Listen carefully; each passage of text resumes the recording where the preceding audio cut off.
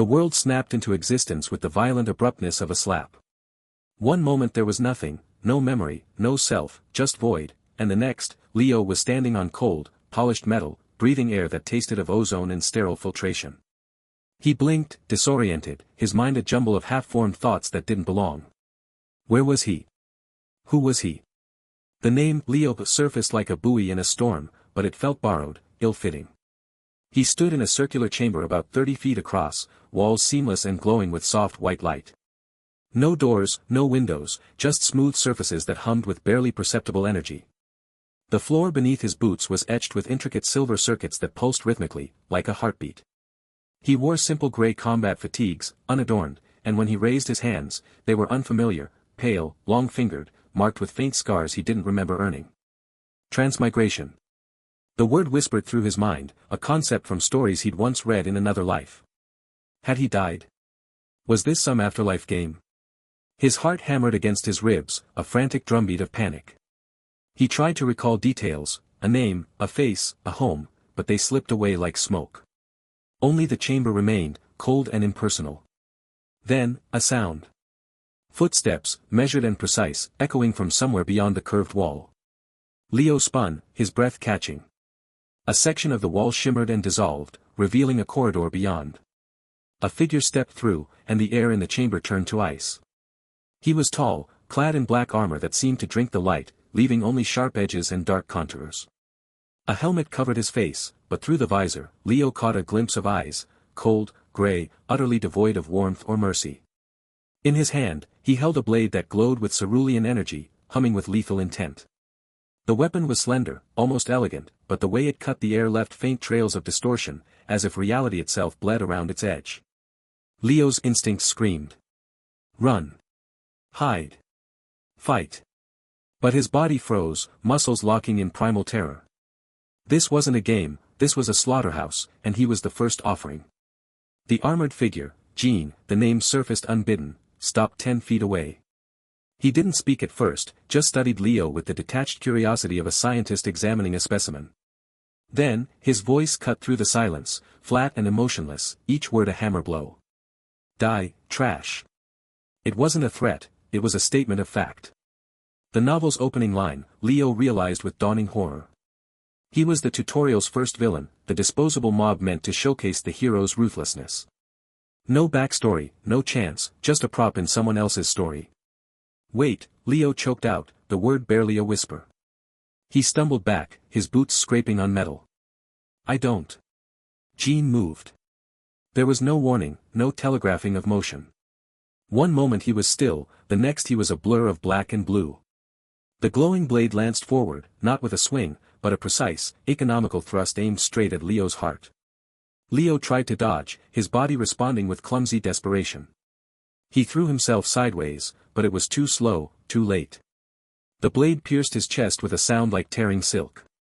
There was no pain at first, just a shocking cold that spread from the point of impact, followed by a warmth that flooded his lungs. He looked down, saw the glowing weapon buried to the hilt in his sternum, energy crackling along its length. Then the pain arrived, a white-hot agony that seared every nerve. He gasped, blood bubbling in his throat, metallic and thick. His vision swam, the chamber blurring into streaks of light and shadow.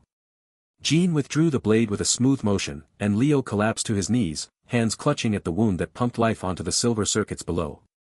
He could feel it, the life draining away, seconds ticking down to nothing.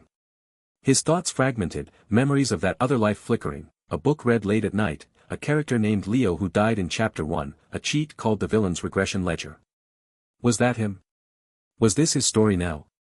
As darkness closed in, a screen materialized before his fading vision. It was translucent, etched with golden script that glowed against the encroaching void. Villain's Regression Ledger, activated. First death recorded. Cause, impalement by protagonist Jean, tutorial initiation. Rewinding time, 24 hours. Stat boost granted, +1 luck. Skill fragments unlocked, none, threshold not met. Memory preservation, complete. Leo didn't have time to process it. The world shattered into fragments of light and sound, then collapsed into nothingness. The world snapped into existence with the violent abruptness of a slap. One moment there was nothing, and the next, Leo was standing on cold, polished metal, breathing air that tasted of ozone and sterile filtration. He gasped, doubling over, hands flying to his chest.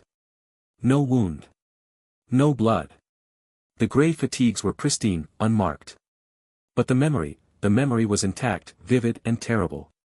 The cold chamber, the glowing blade, Jin's emotionless eyes, the agony of impalement, the draining of life, and that golden screen with its impossible promises. He remembered it all. Perfectly.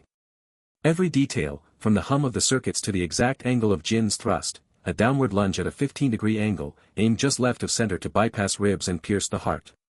He remembered the sound of his own blood hitting the floor, the way the light had reflected off Jin's visor, the final moments of consciousness as the ledger activated. It rewound time, Leo whispered, his voice raw. 24 hours. Back to the start. He was in the tutorial chamber again. Same circular room, same glowing walls, same pulsing floor. But everything was different because he remembered. He was trapped in a loop. A death loop. The villain's regression ledger, it was real. His cheat. His curse. His mind raced, piecing together fragments from that other life's knowledge. He'd transmigrated into a tower-climbing novel as the first trash mob, destined to die immediately. But the ledger changed everything. Each death rewound time, granted stat boosts, and eventually unlocked fragments of Jin's future skills. He'd read about this in the story's lore, a glitch in the system, a villain's last chance. +1 luck. The stat boost from his first death. What did that mean? Would he find a hidden item? Survive a glancing blow? Or was it just a cruel joke, a tiny consolation for endless dying? He had no skills yet, the ledger mentioned thresholds. 10 deaths for flame control, 50 for lightning reflexes, 75 for spatial awareness, 100 for parry mastery. He'd need to die, over and over, to gain power. The thought made him shudder. Dying once had been agony beyond description. To do it repeatedly, knowingly. But the alternative was to stay the trash mob, to die forever as a tutorial prop. The ledger offered a way out. A painful, gruesome, horrifying way, but a way. He straightened, forcing calm into his trembling limbs. The chamber was silent except for the hum of energy. He had time before Jean arrived. How much? In his first life, first death, he'd awakened disoriented, stumbling about for what felt like minutes before the footsteps came. He estimated 5, maybe 10 minutes of grace. Use it. Learn. He moved to the wall, running hands over the smooth surface. No seams, no controls. The light came from within the material itself. He paced the circumference, counting steps, about 45 to complete the circle. The floor circuits pulsed in a pattern, but he couldn't decipher it. No hidden compartments, no weapons, no exits. This was a killing box, designed for one purpose, his execution. His mind kept returning to the death. The blade strike. He visualized it, over and over. Jin's approach, the economy of motion, the angle. Could he dodge it? Not with his current body, untrained, sluggish, fueled by panic. But maybe with knowledge. If he anticipated it exactly, moved preemptively. A sound cut through his thoughts. Footsteps, measured and precise, echoing from beyond the wall. Leo's breath hitched. Already? It felt sooner than last time. Or was his perception warped by terror? The wall shimmered, the same section dissolving. Jean stepped through, identical in every detail, black armor, glowing blade, cold eyes behind the visor. He stopped 10 feet away, just as before. Die, trash. The same flat tone, the same finality. But this time, Leo didn't freeze. He remembered. He knew what came next. Jean moved, the blur of motion, the blade lancing forward in that precise, 15-degree angle thrust aimed at his heart. And Leo, with perfect memory of the exact angle, didn't try to dodge sideways. He dropped, rolling forward under the blade's path, feeling the hum of energy pass inches above his back. He came up scrambling, putting distance between them, heart pounding not just from fear, but from a wild, desperate hope. He'd avoided the killing blow. On his second life. With nothing but memory and +1 luck. Jean paused, head tilting slightly. The first hint of something beyond automation, curiosity, perhaps. Then he advanced again, blade humming. Leo backed away, mind racing. He'd survived the first strike. But Gene wasn't done. The tutorial had one outcome prescribed, his death. How many moves did Gene have? How long until he adapted? The blade swept horizontally this time, a cut meant to bisect at the waist. Leo threw himself backward, hitting the wall with a grunt. The blade missed, carving a glowing line in the air where he'd stood. But Gene was already flowing into the next motion, a downward chop aimed at Leo's shoulder. No time to think. Leo pushed off the wall, stumbling to the side. The blade struck the floor, sending up sparks and a screech of metal. The impact jarred through Leo's boots. He fell, rolling, coming up near the center of the chamber. He was panting, sweat slick on his skin. He'd avoided 3 attacks. But he had no weapons, no skills, no way to fight back. He was just delaying the inevitable. Gene advanced, methodical, relentless. The blade glowed brighter, as if annoyed by the resistance. Leo's eyes darted around the chamber, searching for anything, a loose panel, a weak point, a miracle. Nothing. Then he remembered the luck stat. +1 luck. What did it do? Was it helping him survive these extra seconds? Or was it just a placebo? Gene feinted high, then thrust low.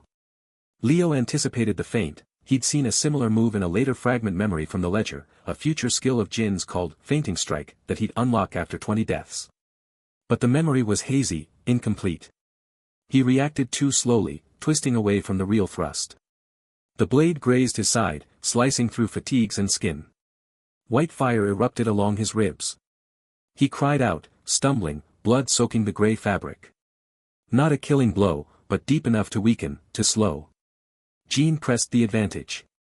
The blade became a whirlwind of blue light, thrusts, cuts, sweeps, each precise and lethal. Leo dodged, rolled, scrambled, but he was tiring, bleeding, his movements growing clumsy.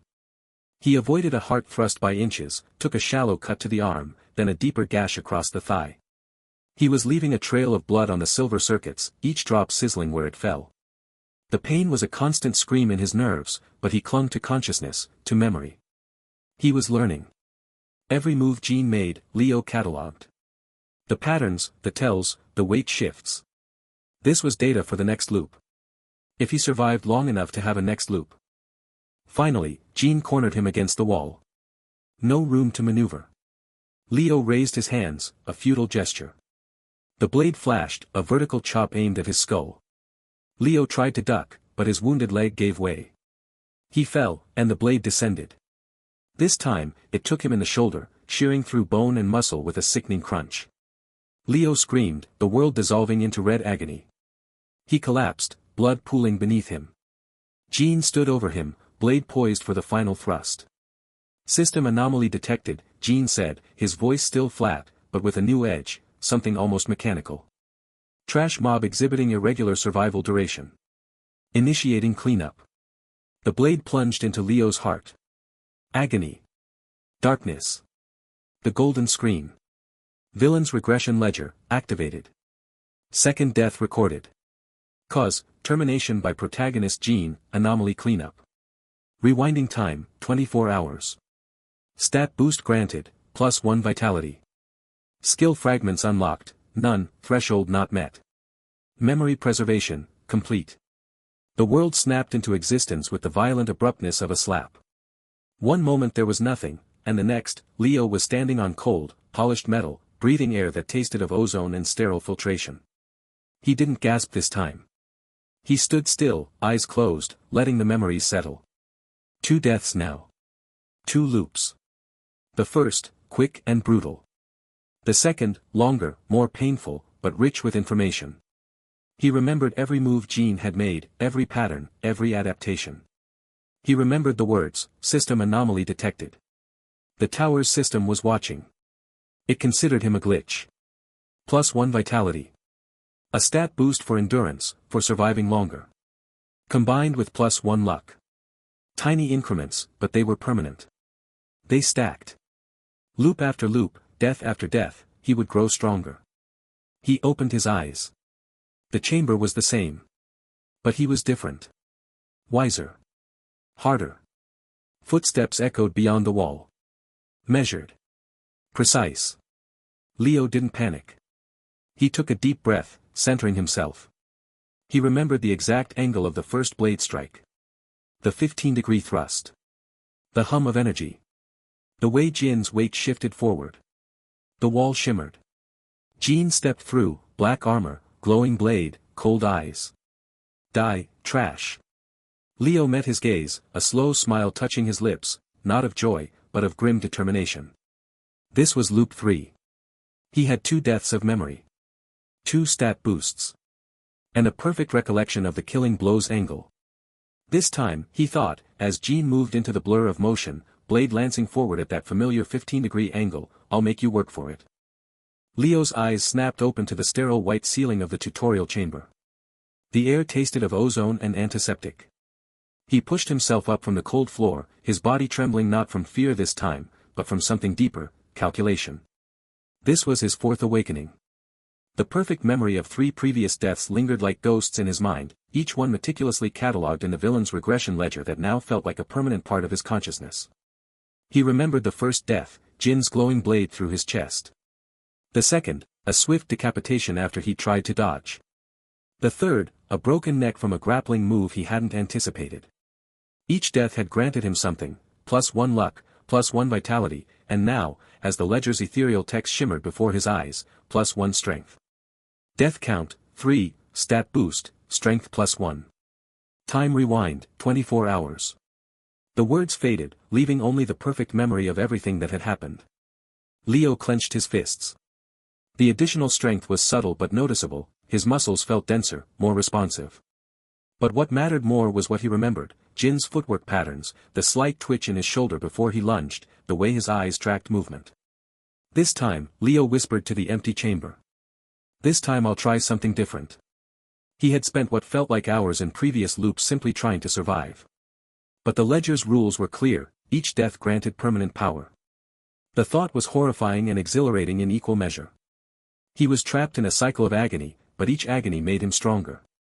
The system was farming him as trash, but he was turning their harvest into something they hadn't anticipated. When the chamber door hissed open, Leo didn't brace for combat. Instead, he raised his hands, palms open and empty. Wait, he called out as Jin stepped through, his cold face impassive, his movements economical and lethal. I don't want to fight. Jin paused, his eyes narrowing slightly. For a heartbeat, Leo thought he saw something, curiosity. Suspicion. The system detecting an anomaly again. Please, Leo continued, his voice steady despite the adrenaline screaming through his veins. I'm not your enemy. I don't even know why I'm here. Can't we talk? Jin's expression didn't change. The tutorial requires elimination of designated threats, he said, his voice flat and devoid of emotion. You are threat alpha. But I'm not a threat. Leo insisted, taking a careful step back. Look at me. I'm unarmed. I haven't attacked you. The system made a mistake. For 3 seconds, Jin studied him. Leo held his breath, his mind racing through possibilities. Maybe negotiation would work. Maybe he could buy time. Maybe. Jin raised his hand, fingers curling into a specific gesture Leo hadn't seen before. The air around them grew warm, then hot. A sphere of orange flame coalesced above Jin's palm, swirling with contained violence. No. Leo shouted, turning to run. The fire bolt struck him between the shoulder blades. Agony. Pure, unadulterated agony. Leo screamed as fire consumed him, eating through cloth, skin, muscle. The smell of his own burning flesh filled his nostrils. He collapsed, writhing on the floor as the flames spread, turning him into a human torch. Through the pain, he saw Jin watching dispassionately, already turning away as if Leo were nothing more than a bug to be crushed. Darkness swallowed him. Then light. Leo gasped, sitting bolt upright in the tutorial chamber. His skin was unburned, his body whole. But the memory of burning alive lingered in every nerve ending, a phantom pain that made him shudder violently. The ledger appeared before him, its text glowing with ominous promise. Death count, 4, stat boost, intelligence +1. Skill fragment acquired, flame control, 1/10. Time rewind, 24 hours. Intelligence. The boost was immediate and profound. Leo's mind, already sharpened by perfect memory, now felt like a precision instrument. Connections formed faster. Patterns emerged from chaos. He understood things he hadn't before, the way Jin's fire bolt had been constructed, the energy pathways required, the weaknesses in its containment. And flame control. Even as a fragment, the knowledge was there, a sliver of understanding about manipulating thermal energy, about shaping fire. It was Jin's skill, stolen from his future through Leo's death. So that's how it works, Leo breathed, his voice trembling with realization. Each death doesn't just make me stronger. It steals from him. The implications were staggering. Jin was supposed to be the protagonist with cheat skills from the future. But Leo was leeching those skills through his own suffering. The villain's regression ledger wasn't just a survival tool, it was a weapon of theft, turning the system's own design against itself. Leo stood, his movements deliberate. Fourth loop. Fourth death. Each one was agony, but each one gave him something. He was paying in pain for power, and the exchange rate was brutally efficient. He spent the next hours before Jin's arrival practicing. Not combat, he lacked the skills for that yet, but observation. He replayed every death in his mind, analyzing Jin's movements, his tells, his patterns. The intelligence boost made the process eerily efficient. He could recall every frame of every encounter, studying them like a scholar with sacred texts. By the time the door hissed open for the fifth loop, Leo had identified 3 consistent patterns in Jin's initial approach. He tried exploiting the second one, dodging left instead of right. Jin adjusted mid-stride, his blade appearing in his hand as if from nowhere. The strike was faster than Leo anticipated, cutting through his attempted parry and severing his sword arm at the elbow.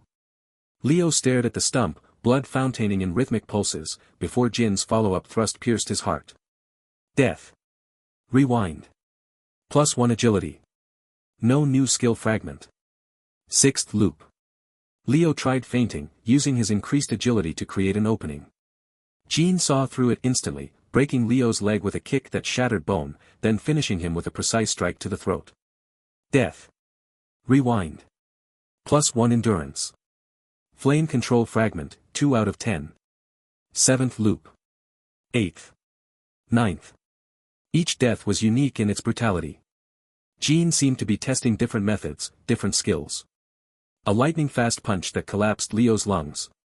A pressure point strike that induced cardiac arrest. A telekinetic crush that flattened him against the wall until his ribs splintered inward. With each death, the ledger granted stats, perception, dexterity, more intelligence, more strength. And with every few deaths, another fragment of flame control accumulated. By the 9th death, Leo had reached 9 out of 10 fragments. The knowledge of fire manipulation was almost complete, he could feel it simmering at the edge of his consciousness, waiting for that final piece. But more valuable than the stats or the skill fragments was the memory. Leo knew Jin now. Knew him in ways perhaps even Jin didn't know himself. He knew the slight hesitation when switching between elemental attacks. Knew the almost imperceptible tells before using spatial skills. Knew that Jin fought with cold efficiency but little creativity, he followed patterns, systems, algorithms of combat.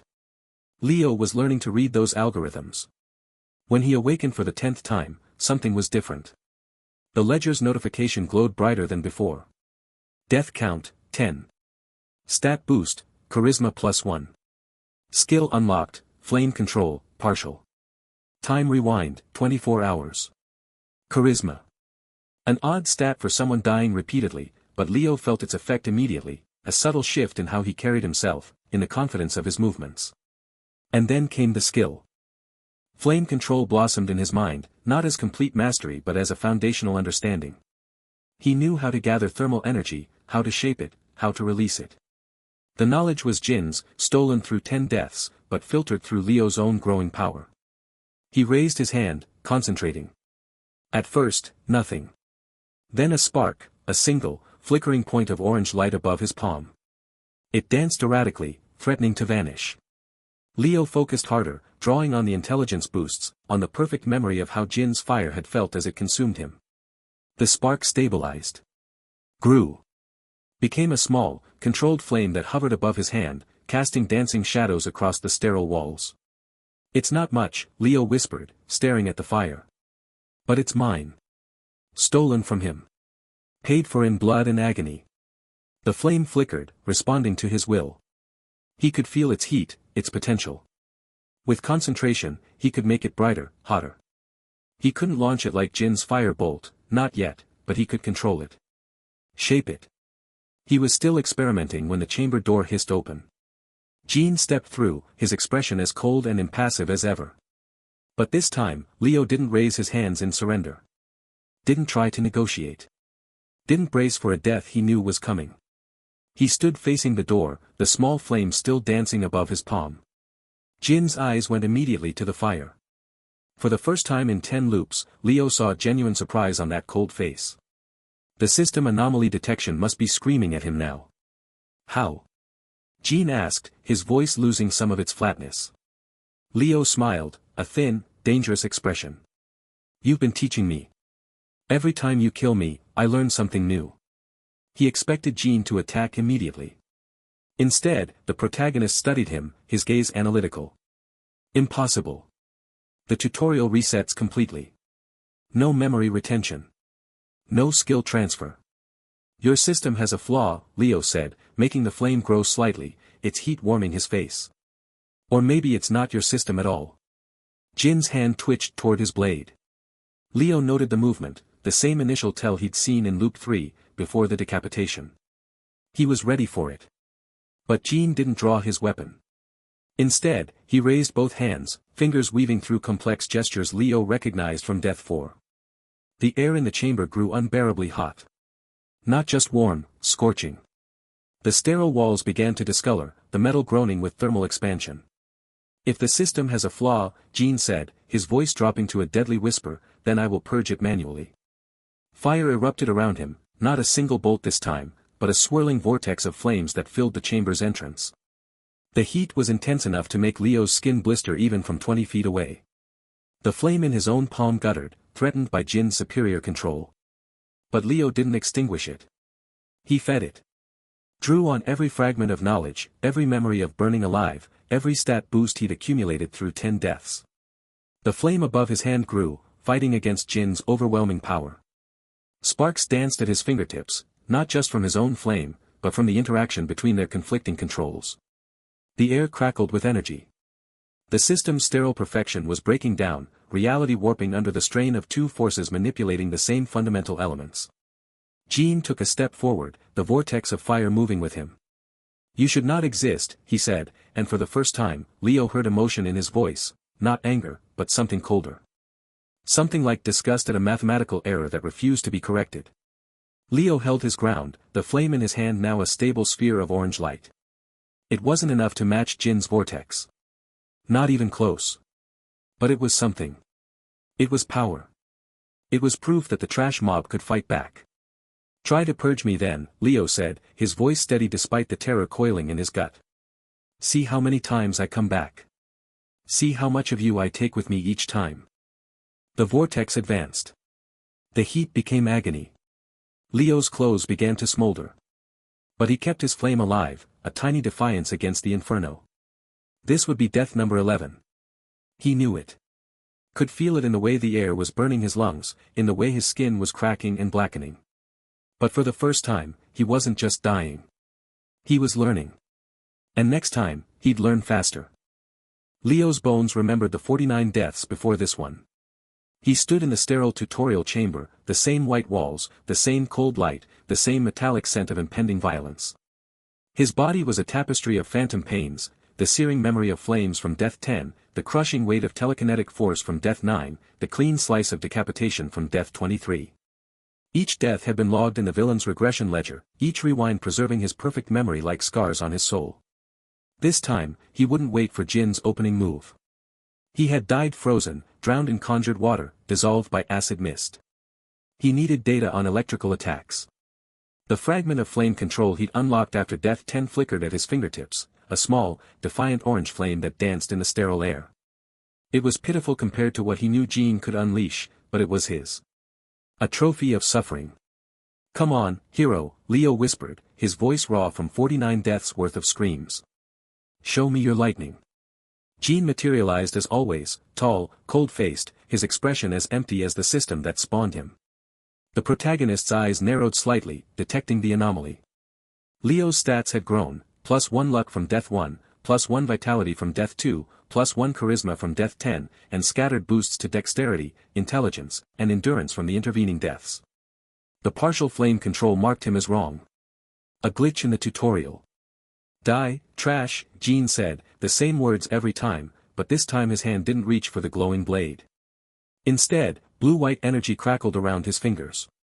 Perfect. Leo didn't dodge. He planted his feet, the fragment of spatial awareness from Death 75 humming at the edge of his perception. It wasn't enough to avoid the attack, but enough to understand its trajectory.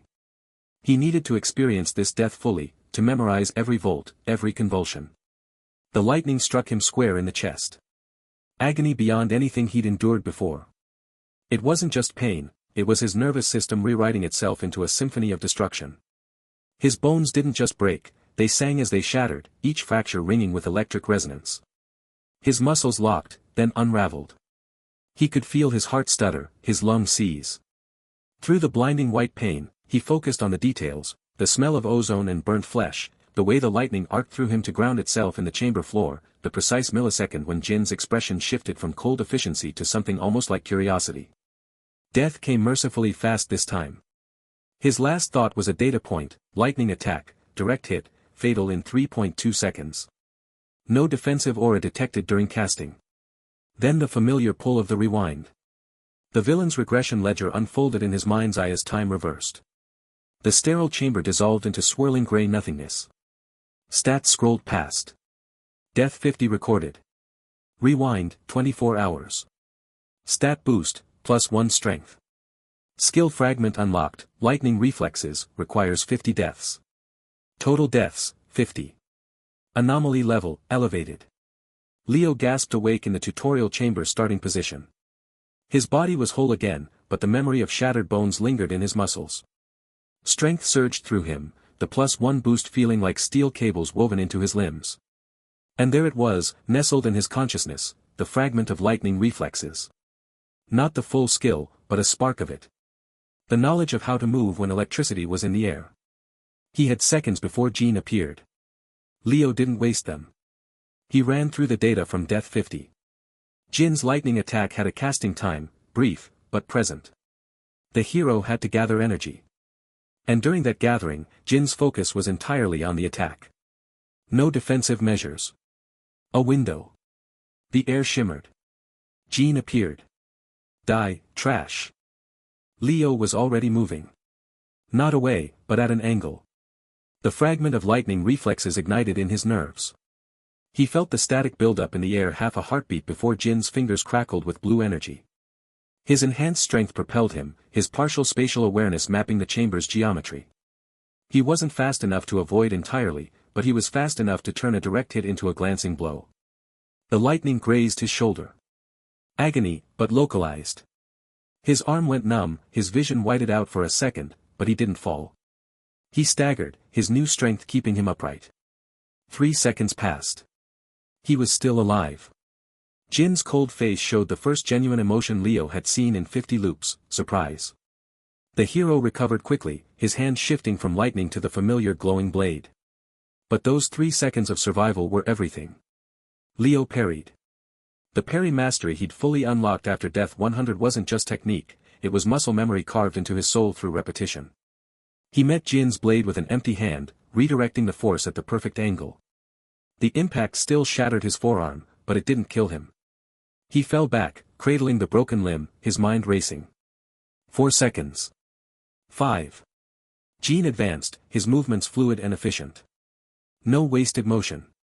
But Leo was compiling data now, building a mental database. Weakness number 1, Jin overcommit to lightning attacks, leaving himself open during casting. Weakness number 2, after a failed unexpected move, Jin defaulted to blade work for 1.8 seconds before reassessing. Weakness number 3, the hero's cold demeanor wasn't just personality, it was system programming. He followed patterns. The blade came down again. Leo rolled, his broken arm screaming. 6 seconds. He wouldn't make it to 7. Jin adjusted, his blade tracing a killing arc. Leo tried to summon his flame control, but the fragment sputtered, his concentration shattered by pain. The blade bit deep into his side, carving through organs. He collapsed, blood pooling on the sterile floor.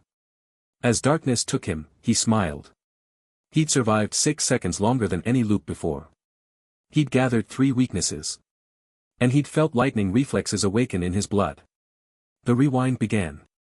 The chamber dissolved. The villain's regression ledger unfolded, but this time it glitched. The familiar stat scroll stuttered. The gray nothingness of the rewind space flickered with static. For a heartbeat, Leo saw something else behind the ledger's interface, lines of cascading code, error messages in a language that hurt to look at. And there, in the corner of his vision, a counter he'd never seen before. System anomaly detected. Threat level, 3. Monitoring. The numbers blurred, then the ledger reasserted itself. Death 51 recorded. Rewind, 24 hours. Stat boost, +1 dexterity.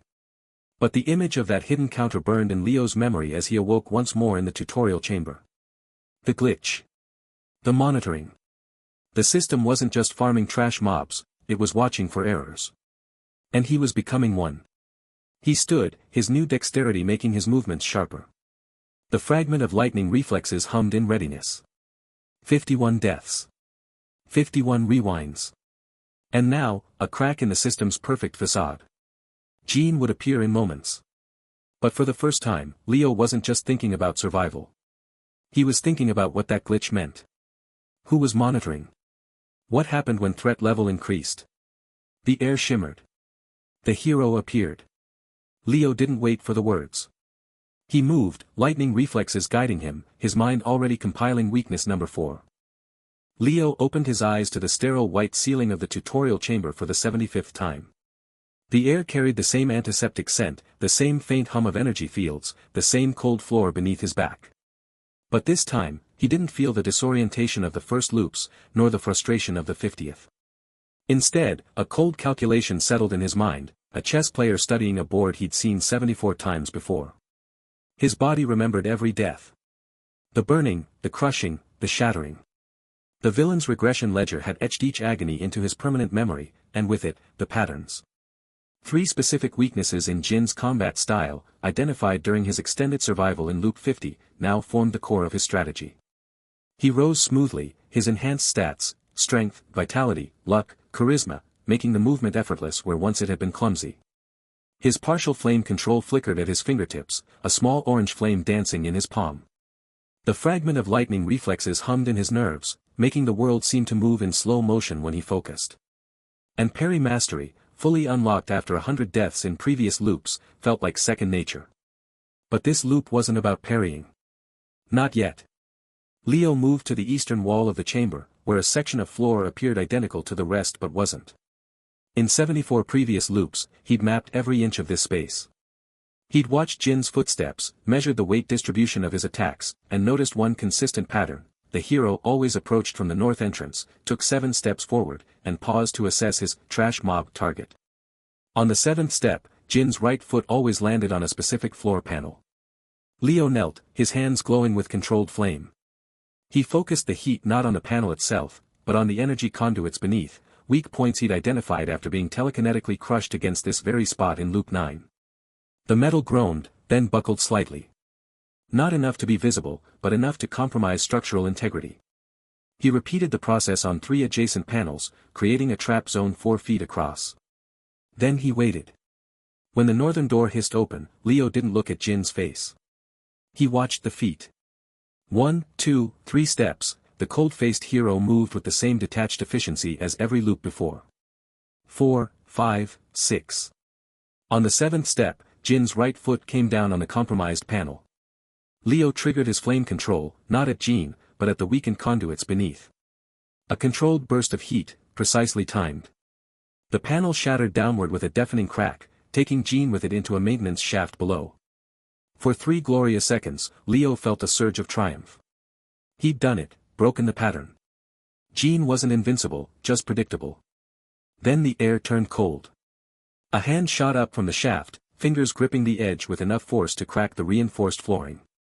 Jin hauled himself up, his pristine white uniform now dusted with debris, a thin line of blood tracing from his temple. But it was his eyes that changed everything, where before they'd held only detached contempt, now they burned with genuine rage. Anomaly, Jean hissed, the word carrying a weight Leo hadn't heard in 74 loops. You're not supposed to learn. The hero didn't bother with his usual assessment pause. He blurred forward, moving faster than any previous encounter. Leo's lightning reflexes fragment kicked in, letting him see the attack coming, a glowing blade aimed not for a quick kill, but for maximum pain. Leo parried with everything he had, his parry mastery deflecting the first strike. But Jean had adapted. The second strike came from an impossible angle, a feint Leo hadn't seen in any loop. The blade sliced through his shoulder, severing tendons. The third strike shattered his knee. The fourth punctured his lung. Each blow was calculated, brutal, designed not just to kill but to demonstrate absolute dominance. As Leo collapsed, blood pooling around him, he saw Jean standing over him, the hero's cold face now twisted with something new, curiosity mixed with fury. "What are you?" Jean asked, genuine confusion in his voice. Leo tried to speak, but only blood came out. The world faded, and the familiar pull of the villain's regression ledger began. Asterisk rewind initiated. Death 75 recorded. Stat boost, +1 agility. Skill fragment unlocked, spatial awareness, requires 75 deaths, asterisk. He awoke on the floor, gasping. Not just from the memory of death, but from the realization that hit him like physical blow. Tricks wouldn't work. Traps wouldn't work. Jean adapted too quickly, learned from every encounter just as Leo did. The difference was raw power, Jean had it from the start, while Leo had to earn it through endless dying. But there was another way. During the rewind process, Leo had noticed something he'd overlooked before. The ledger interface, with its glitching system anomaly detected counter at threat level 3, had another submenu. One labeled emergency protocols. He focused on it now, mentally accessing the interface that only appeared during death transitions. Asterisk lifespan conversion available. Warning, irreversible. 5 days lifespan equals 24-hour stat boost, 50% increase to all current stats, asterisk. 5 days of his life. For what? A temporary advantage in a single loop. But what was lifespan when he was dying every 24 hours anyway? Leo made his choice as the northern door hissed open again. He activated the conversion, feeling a sudden, violent surge of energy through his body. His muscles thickened, his senses sharpened, his flame control roared to life without conscious effort. The world snapped into hyperfocus, he could see the individual particles of dust in the air, hear the hum of every energy conduit in the walls. Jean entered, and this time, Leo didn't wait. He moved, his enhanced agility making him a blur. He struck first, a flaming fist aimed at Jin's chest. The hero parried, but the force of the blow actually made him stagger back half a step. For the first time in 75 loops, Leo had forced a reaction. Jin's eyes widened slightly. Impossible. They traded blows in a whirlwind of motion. Leo's parry mastery, boosted by the lifespan conversion, deflected attacks that would have killed him instantly before. His spatial awareness fragment activated, a new sense that let him perceive the chamber in 3 dimensions simultaneously. He could feel the empty spaces, the angles of approach, the trajectories of Jin's strikes before they happened. For 37 seconds, Leo held his own. Then the conversion began to fade. The surge of power dwindled, leaving him suddenly, brutally mortal again. Jean sensed the shift immediately. A single, perfect strike, a glowing blade through Leo's heart. As he died, Leo didn't feel despair. He felt clarity. The lifespan conversion had worked, but it was unsustainable. 5 days per loop would burn through his life in 20 loops if he survived that long. And even boosted, he couldn't match Jin's raw power. The hero had centuries of system-granted advantages, Leo had days of borrowed time. But there was another pattern he'd overlooked. Every loop, Jean arrived exactly 3 minutes after Leo awakened. 3 minutes of empty tutorial chamber. 3 minutes where the system was resetting, preparing for the demonstration of hero versus trash mob. What if he didn't use those 3 minutes to prepare for combat? What if he used them for something else entirely? Asterisk rewind initiated. Death 76 recorded. Stat boost, +1 perception. No new skill fragments, next at 100 deaths, asterisk. Leo opened his eyes for the 76th time, and instead of rising immediately, he lay still, letting the new perception stat sharpen his senses. He could hear things now, faint mechanical sounds behind walls, energy flows through hidden conduits, the whisper of air through ventilation shafts. The tutorial chamber wasn't just an empty room. It was a system construct, and like any system, it had maintenance areas, storage, hidden compartments. Jean would arrive in 3 minutes. Leo stood, but didn't prepare a trap or boost his stats. Instead, he went to the western wall where he'd always seen a slight discoloration in the paneling. With his enhanced perception, he could now see the nearly invisible seam of a hidden access panel.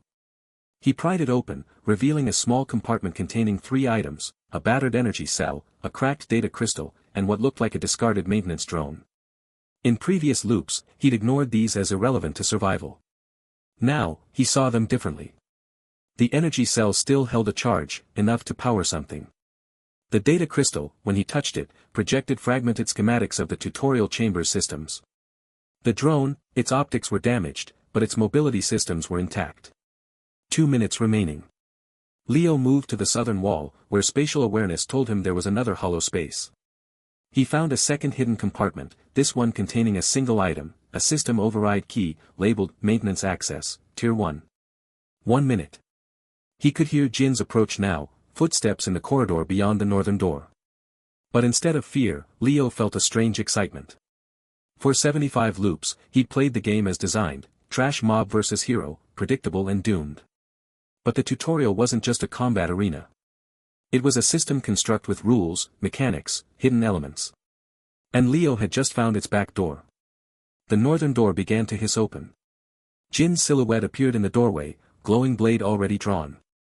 Leo didn't raise his hands in defense. He didn't activate flame control or prepare to parry. Instead, he gripped the system override key, looked directly at Jin, and smiled. Change of plans, Leo said softly, as the hero stepped into the chamber. Then he turned and ran not toward Jin, but toward the eastern wall where he'd set his trap in the previous loop. Except this time, he wasn't targeting the floor. He was targeting the wall itself, specifically, a maintenance hatch his new spatial awareness identified as leading to the tutorial's resource storage sector. Jin paused, confusion breaking through his cold demeanor for a split second. That was all Leo needed. He slammed the override key against the hatch control panel.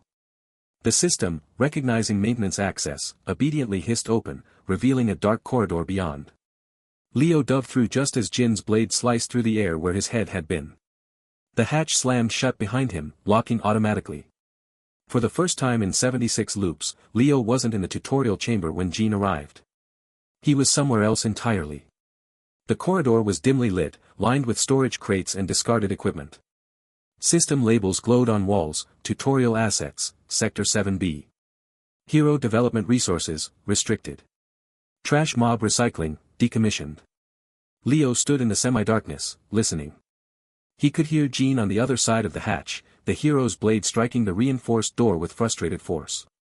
But the system locks held, maintenance access trumped even a hero's clearance, at least temporarily. He had maybe 5 minutes before Jin found another way in or the system administrators noticed the anomaly. 5 minutes in a storage sector full of discarded tutorial resources. Leo looked at the crates, at the decommissioned equipment, at the entire hidden infrastructure that supported the tower's cruel design. Then he looked at the system override key in his hand, still glowing with Tier 1 access permissions. A new plan crystallized in his mind, built not on combat, but on exploitation. Not on matching Jin's power, but on subverting the very system that granted it. The hero thought this was a battle. Leo was starting to think it was a heist. The 99th death had been a slow one. Jin had pinned Leo against the tutorial chamber's obsidian wall with a spear of crystallized mana, letting him bleed out over 17 agonizing minutes while the system's cold light reflected in his unfeeling eyes. Leo had counted every drop of blood that pooled at his feet, every twitch of his failing muscles, every second until darkness claimed him. When the villain's regression ledger rewound time once more, he didn't gasp or scream. He simply opened his eyes in the tutorial's starting position, his mind a library of 99 different endings. Loop 100. The familiar hum of the tutorial chamber's energy field vibrated through the floor. 3 minutes until Jin's arrival. In previous loops, Leo would have been scrambling, testing his flame control, practicing dodges with his lightning reflexes fragment, using his newly acquired spatial awareness to map every crack in the chamber's walls. Not this time. Leo sat cross-legged in the center of the room, his back straight, his breathing measured. He closed his eyes. In the darkness behind his eyelids, the ledger's data unfolded, not as numbers or text, but as sensory memories. The 99 deaths played simultaneously in his mind, a symphony of agony and failure. He didn't flinch from them. He embraced them. First death, Jin's blade through his throat, a clean strike from 5 paces away. The angle, 37 degrees downward. The footwork, a lunge with the right foot forward, weight shifted 70-30 to the front. The tell, a slight tightening of Jin's left shoulder half a second before movement. Second death, broken neck from a telekinetic crush. Jin's fingers had twitched in a specific pattern, index and middle finger curling inward while the ring finger extended. The mana surge had originated from his solar plexus, not his hands. Third through 99th, burning, electrocution, dismemberment, internal trauma, crushing, piercing, freezing. Each death a lesson. Each agony a data point. Leo's mind, hardened by endless repetition, processed them all with cold efficiency. He wasn't remembering, he was reconstructing. Building a perfect model of Jin's combat style, his tells, his patterns, his weaknesses. The 3 minutes passed. The chamber's far door slid open with a hiss of pressurized air. Jin entered, his expression the same mask of detached ruthlessness it had been 99 times before. He wore the standard tower hero combat gear, form-fitting black armor with silver trim, a single-edged longsword already drawn. His eyes scanned the room, lingering for a fraction of a second longer on Leo than usual. The anomaly detection from previous loops had left a mark, even if Jin didn't consciously remember. Leo didn't move. He didn't open his eyes. He continued meditating, his breathing steady. Jin's footsteps echoed on the polished floor. 20 paces. 15. 10. In his mind, Leo saw it all. The exact moment Jin would strike. The exact trajectory of the blade. The exact distribution of weight. He had died to this opening move 43 times. He knew it better than he knew his own heartbeat. 5 paces. Jin paused, his sword held at ready position. "You're not running," he said, his voice flat. "Interesting." Leo smiled without opening his eyes. "I've done enough running." Jin's attack came exactly as predicted. A blade thrust aimed at Leo's heart, the same opening move from the very first loop. Perfect form. Perfect speed. Perfect killing intent. Leo didn't try to dodge. He didn't try to parry. He simply sat there, his mind fully focused on absorbing every detail of the strike, the way Jin's knuckles widened around the hilt, the slight rotation of his wrist at the last moment, the faint shimmer of mana along the blade's edge. The sword pierced his chest.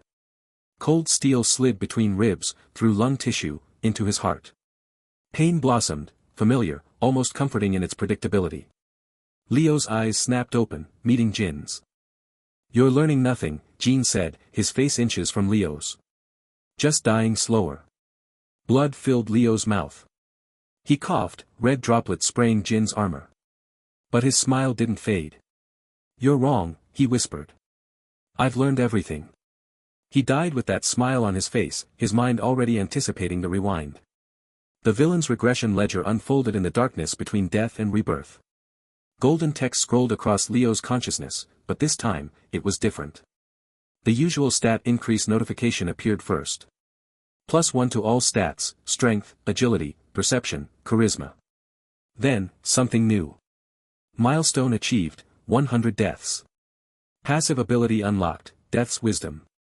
Description: your mind has been tempered through endless cycles of agony. You can now predict enemy movements with 87% accuracy based on accumulated combat data. No lifespan cost. Skill unlocked, Parry Mastery, full. Description: complete understanding of deflection and counterattack timing. Can parry attacks up to 300% of your strength rating. Requires 100 deaths to unlock. Leo felt the knowledge settle into his bones. Not as a fragment or partial understanding, but as complete, instinctive mastery. He knew parries the way a bird knows flight, not as a learned skill, but as a fundamental truth of his being. The rewind completed. Loop 101. Leo opened his eyes. The tutorial chamber hummed around him. 3 minutes until Jin's arrival. He rose to his feet, his movements smooth and deliberate. No rush. No panic. He stretched his arms, feeling the new strength in his muscles, the cumulative effect of 100 stat boosts. His perception, now enhanced by Death's Wisdom, made the chamber appear in hyperclarity. He could see the individual particles of dust floating in the air, hear the faint vibration of the energy field's frequency, smell the ozone from previous loops' electrical attacks still lingering in the atmosphere. He walked to the center of the room and assumed a ready stance, feet shoulder-width apart, knees slightly bent, hands loose at his sides. He didn't draw a weapon. He didn't summon flames. He simply waited. The 3 minutes passed. The door hissed open. Jean entered, identical to every previous loop. Same armor. Same sword. Same expressionless face. His eyes found Leo immediately, narrowing slightly at the change in posture. "You're standing differently," Jean said, his voice carrying across the chamber. Leo didn't respond. He was running calculations in his mind. Death's wisdom fed him data, Jin's weight distribution, 62% on his left foot, his breathing pattern, shallow, controlled, the tension in his sword arm, minimal, conserving energy. The prediction overlay appeared in Leo's vision like a tactical display, 94% probability of opening blade thrust. 6% probability of telekinetic grab. Jean advanced. 20 paces. 15. 10. At 5 paces, he launched the attack. Exactly as predicted. The same blade thrust. The same angle. The same footwork. Time seemed to slow for Leo. Death's wisdom showed him the attack before it happened, a ghostly afterimage of the sword's path superimposed over reality. Parry mastery whispered the perfect response: step forward with the left foot, rotate 45 degrees clockwise, deflect with the forearm at a precise 0.3 inches from the hilt. Leo moved. His left foot slid forward. His body rotated. His right forearm came up, meeting Jin's blade not with brute force, but with perfect timing and angle. The sword glanced off with a shower of sparks, Jin's momentum carrying him slightly off balance. For the first time in 101 loops, Jin's expression changed. His eyes widened in genuine surprise. He recovered instantly, shifting into a defensive stance, but the damage was done. The pattern was broken. Leo didn't press the advantage. He simply stepped back, resuming his ready stance. His heart hammered against his ribs, not from fear, but from exhilaration. After 100 deaths, he had finally done it. He had survived the opening move. Jean stared at him, his sword held at guard position. "How?" he demanded, his voice losing its flat effect for the first time. Leo met his gaze. A slow smile spread across his face, not the defiant grin of previous loops, but something colder. More calculated. "I died 100 times to learn that move," he said softly. "Now it's my turn." Jin's eyes narrowed. He shifted his grip on his sword, assessing Leo with new wariness.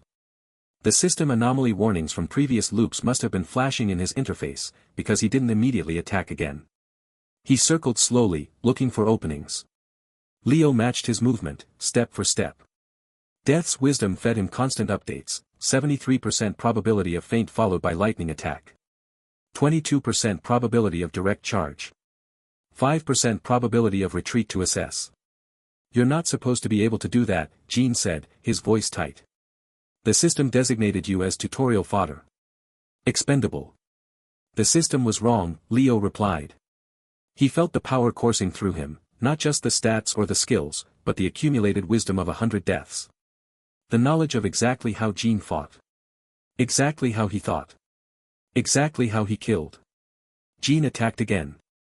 This time it was the feint, a quick slash at head level that morphed into a lightning-fast thrust at Leo's abdomen. Death's wisdom had predicted it. Parry mastery executed the response, a circular deflection that sent Jin's blade skittering harmlessly to the side.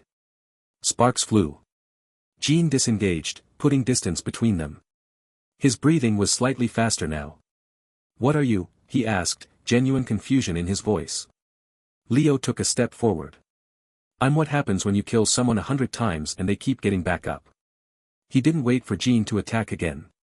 For the first time in all the loops, Leo initiated combat. He didn't charge recklessly. He advanced with measured steps, his movements economical, his eyes never leaving Jin's. Death's wisdom showed him the probable responses: 88% chance Jean would try to create distance for a ranged attack. 12% chance he would commit to close quarters. Jean chose distance. He leaped backward, his free hand already forming the gestures for a fire vortex, the same overwhelming attack that had killed Leo in Loop 10. Leo didn't retreat. He didn't try to counter with his own partial flame control. Instead, he closed the distance, using the lightning reflexes fragment to accelerate just as Jean completed his casting. The fire vortex erupted, but Leo was already inside its effective range, his body passing through the outer flames. Heat seared his skin. Pain screamed through his nerves. But he'd endured worse. Far worse. He emerged from the flames, his clothes smoldering, his skin blistering, and drove his fist into Jin's solar plexus. Not with brute strength, with perfect timing, hitting exactly as Jean exhaled, exactly where his mana concentration was weakest. Jean grunted, stumbling back. The fire vortex dissipated. He looked at Leo with something approaching fear. Impossible, he breathed.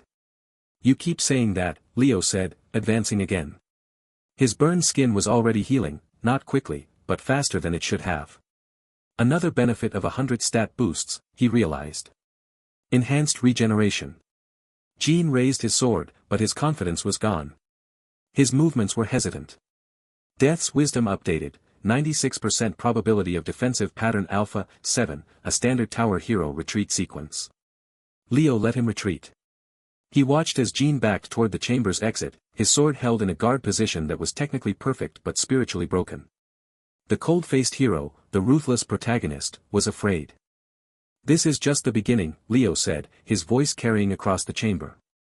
I know all your moves. All your tricks. All your weaknesses. And I have all the time in the world to exploit them. Jean reached the door. He paused, his eyes locked on Leo. The system will purge you, he said, but it sounded like a plea, not a threat. Leo smiled. Let it try. The door hissed shut behind Jean. Leo was alone in the tutorial chamber, standing amidst the fading embers of the fire vortex. His body ached from burns and the strain of combat, but he felt more alive than he had in all the previous loops combined. He had done it. He had survived.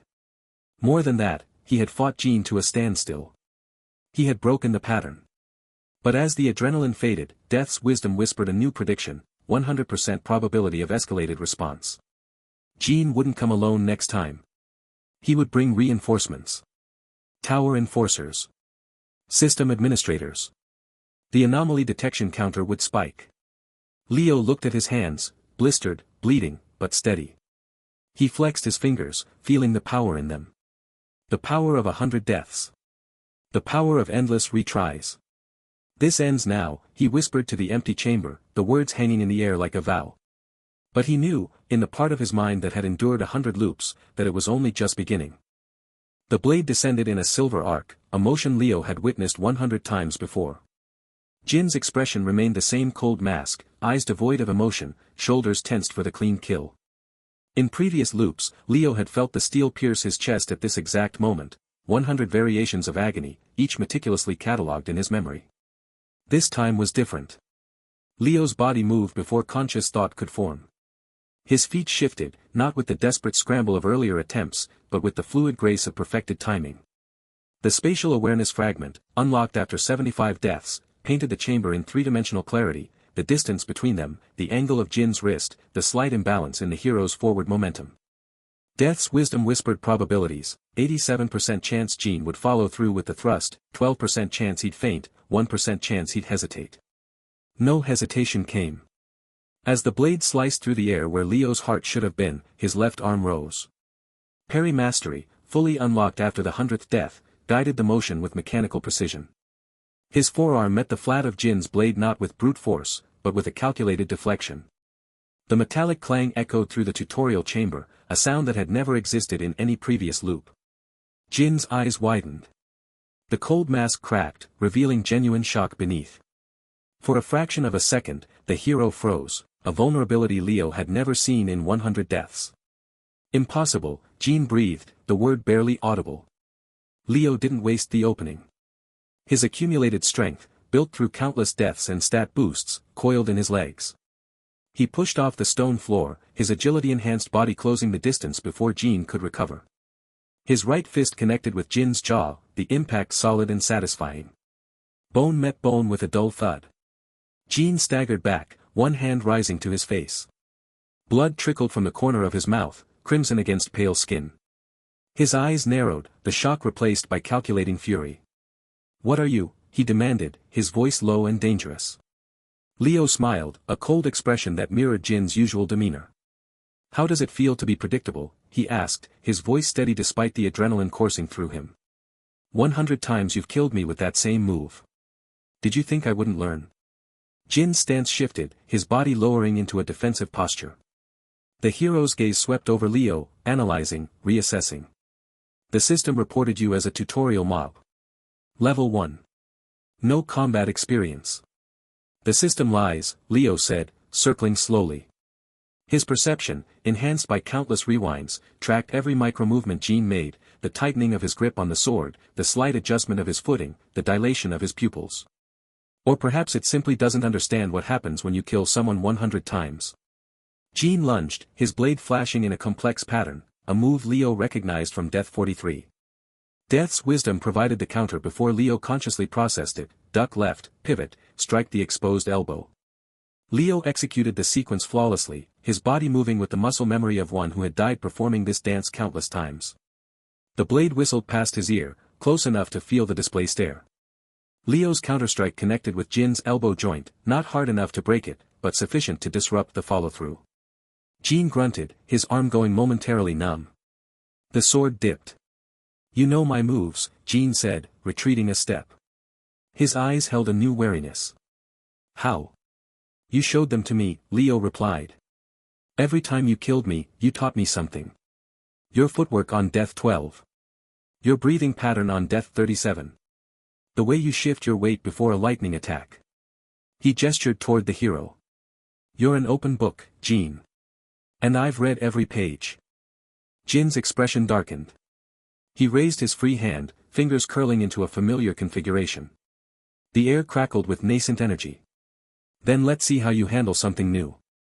Lightning gathered at Jin's fingertips, blue-white arcs dancing between his knuckles. Leo recognized the build-up. Death 50 had been this exact attack, the one that shattered his bones and unlocked the lightning reflexes fragment. But this time, he wasn't a helpless victim. As Jin released the bolt, Leo didn't dodge. Instead, he focused his enhanced perception, watching the electricity's path through the air. The lightning reflexes fragment activated, slowing his perception of time just enough. He raised his hand, not to block, but to guide. His fingers brushed the edge of the lightning bolt, redirecting its energy upward. The electricity struck the ceiling with a deafening crack, showering stone fragments across the chamber. The smell of ozone filled the air. Jin stared, genuine astonishment replacing his fury. You redirected it? Partial control, Leo said, flexing his tingling fingers. Another gift from you, though you didn't mean to give it. He glanced toward the chamber's far wall, where spatial awareness revealed a subtle irregularity in the stonework, a maintenance hatch, hidden behind what appeared to be solid rock. But I think our lesson is over for today. You're not leaving, Jin growled, advancing again. His movements were faster now, more aggressive. The cold calculation had returned, tempered by something new, respect for a worthy opponent. Leo parried 3 rapid strikes, the clang of steel on his armored forearm ringing through the chamber. Each deflection cost him stamina, but his enhanced stats made the drain manageable. He didn't attempt to counterattack this time, his goal wasn't to win this fight, but to escape it. As Jin prepared another combination, Leo feinted left, then dove right toward the hidden hatch. His spatial awareness mapped the exact location, a section of wall that appeared seamless to normal sight but contained microscopic gaps. He slammed his shoulder against what looked like solid stone. The panel gave way with a groan of protesting mechanisms. Behind it, a dark corridor stretched into shadow, barely illuminated by faint blue system lights along the floor. Jin recovered from the feint and charged, his blade aimed at Leo's retreating back. Leo didn't turn. Instead, he raised his hand in a dismissive gesture as he stepped into the corridor. Until next time, hero, he called over his shoulder. The blade struck empty air as the hatch slid shut behind him, ancient gears grinding as they sealed the entrance. Jin's final curse was cut off by 3 feet of reinforced stone. Leo stood in the darkness, breathing heavily. The adrenaline began to fade, replaced by the bone-deep weariness of sustained combat. He leaned against the cool metal wall, listening. No sounds of pursuit came through the hatch, either Jin couldn't open it, or he'd chosen not to follow. For a moment, there was only silence and the faint hum of distant machinery. Then the system spoke. A voice that was neither male nor female, mechanical yet imbued with unnatural presence, echoed through the corridor and seemingly through the very structure of the tower itself. Tutorial anomaly detected. Target Leo has deviated from script. Threat assessment, elevated. Initiating containment protocols. Red lights flickered to life along the corridor walls, casting everything in a bloody glow. Somewhere deep in the tower's infrastructure, mechanisms began to grind into motion. Leo pushed himself upright, his enhanced perception picking up the vibrations through the floor. Distant doors sealing. Security systems powering up. The tower was waking to his presence, no longer seeing him as a disposable tutorial mob but as something that shouldn't exist. He smiled in the crimson light. After 100 deaths, after enduring agony that would have broken any normal mind, he had finally become something the system noticed. Something it feared. The corridor stretched before him, branching into multiple passages. His spatial awareness mapped them in his mind's eye: maintenance tunnels, storage areas, access shafts leading deeper into the tower's first floor. Somewhere in this labyrinth, he would find the resources he needed. Somewhere, he would find others like him, discarded characters, failed plot points, souls the system had thrown away. He began to walk, his footsteps echoing in the metal passageway. The red lights pulsed in time with some unseen heartbeat, the tower's rhythm of control and containment. But Leo moved to a different rhythm now, the rhythm of one who had died and returned, who had turned every ending into a new beginning. As he reached the first intersection, a new notification appeared in his vision, superimposed over the reality of the corridor. The villain's regression ledger interface flickered, the familiar stat display momentarily replaced by a single line of text. System override key active. Accessing restricted storage sector. The words hung in his vision for 3 seconds before fading. When they disappeared, Leo knew exactly which passage to take. The left tunnel, the one that sloped downward, the one his spatial awareness identified as having the oldest infrastructure, the most likely place for forgotten things. He turned left and descended into the tower's depths, the system's alert still echoing through the metal around him, a declaration of war he had been preparing for across 100 lifetimes. The air tasted different outside the tutorial chamber, less sterile, more alive with the metallic tang of ozone and distant rot. Leo emerged from the maintenance hatch into a corridor of polished obsidian, the walls humming with faint energy. Behind him, the system's alert echoed in his mind like a fading siren, tutorial anomaly detected. Initiating corrective protocols, he didn't look back. His spatial awareness fragment, honed over 75 deaths, painted a three-dimensional map of his surroundings.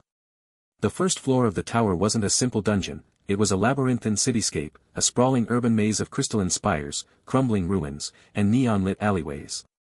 Trainees in mismatched armor scurried like ants, battling low-level monsters, glimmering slimes and skeletal drones, while overseers in tower uniforms watched from elevated platforms. Leo kept to the shadows, his perception stat sharpening every detail. He remembered this place from death visions, a fragmented memory of Jean clearing this floor with effortless brutality in some future loop. Now, Leo saw it with new eyes, not as a challenge, but as a system to exploit. He moved silently, avoiding combat. Death's wisdom whispered warnings, a patrol turning left in 30 seconds, a trapdoor hidden under debris ahead. His perfect memory of 100 loops guided him through safe paths, routes he'd never physically walked but had glimpsed in Jin's future skills or his own gruesome ends. He passed a group of trainees fighting a pack of iron wolves. One, a young woman with a cracked shield, fell with a scream. Leo didn't intervene. The system would respawn her, weaker, ready to be farmed again. His jaw tightened. The tower's cruelty was laid bare in every corner, trash mobs like him, discarded and recycled for hero growth. Ducking into an alley slick with glowing moss, Leo activated his spatial awareness fully. The fragment wasn't complete, it lacked the range Jean would eventually master, but it revealed hidden passages, a ventilation shaft behind a false wall, a sewer grate leading downward. He was searching for something specific, a memory from Death 42, a vision of Jean looting a data cache from a robotic guardian after a skirmish. The guardian had a weakness, a cooling vent on its back that overheated when it used its beam attack. Leo had died to that beam in that loop, but now the knowledge was a weapon. He found it near a derelict plaza, where a monolithic statue of a tower founder lay toppled. The guardian stood sentinel, a humanoid machine of chrome and cerulean light, 8 feet tall, with photoreceptor eyes scanning the area. It hadn't spotted him yet. Leo crouched behind rubble, his heart steady. This was a tower enforcer, one of the system's corrections for anomalies like him. In Death Visions, he'd seen them hunt down glitches in the code. So I'm a virus now, he thought, a grim smile touching his lips. The ambush came without warning.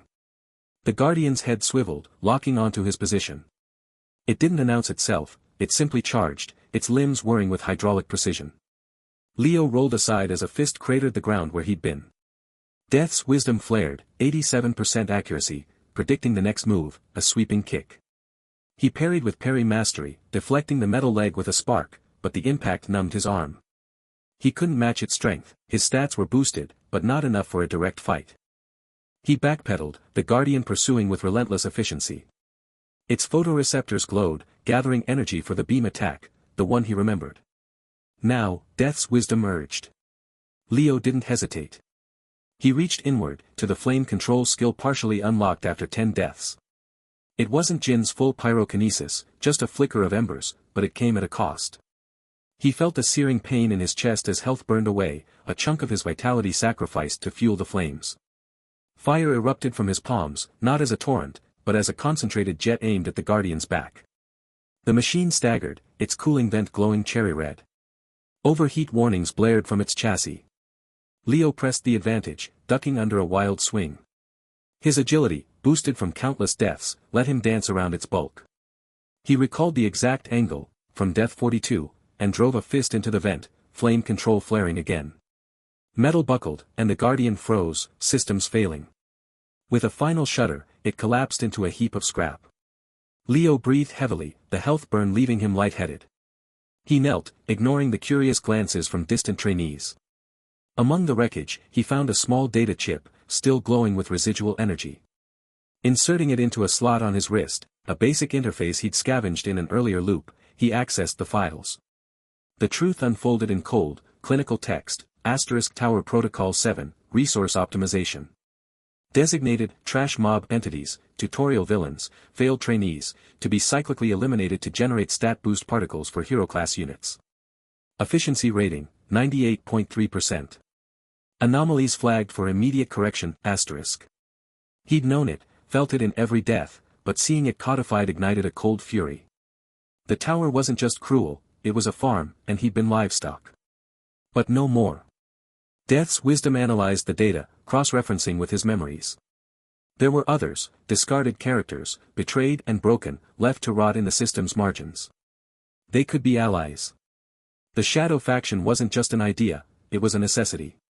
Using his enhanced perception, Leo tracked residual energy signatures from recent battles.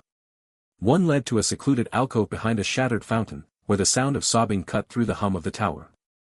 He approached quietly, spatial awareness confirming no threats. There, curled against a mossy wall, was a woman in healer's robes, torn and stained. Her name came to him from a death vision, Mara, a support class abandoned by her party after a monster ambush. In some loop, Jean had passed her by, deeming her useless. She looked up, eyes red-rimmed, and froze. Recognition flashed in her gaze, not fear, but a flicker of awe. She'd seen the tutorial broadcasts, the anomaly alerts. Her voice was a whisper, raw with betrayal and hope.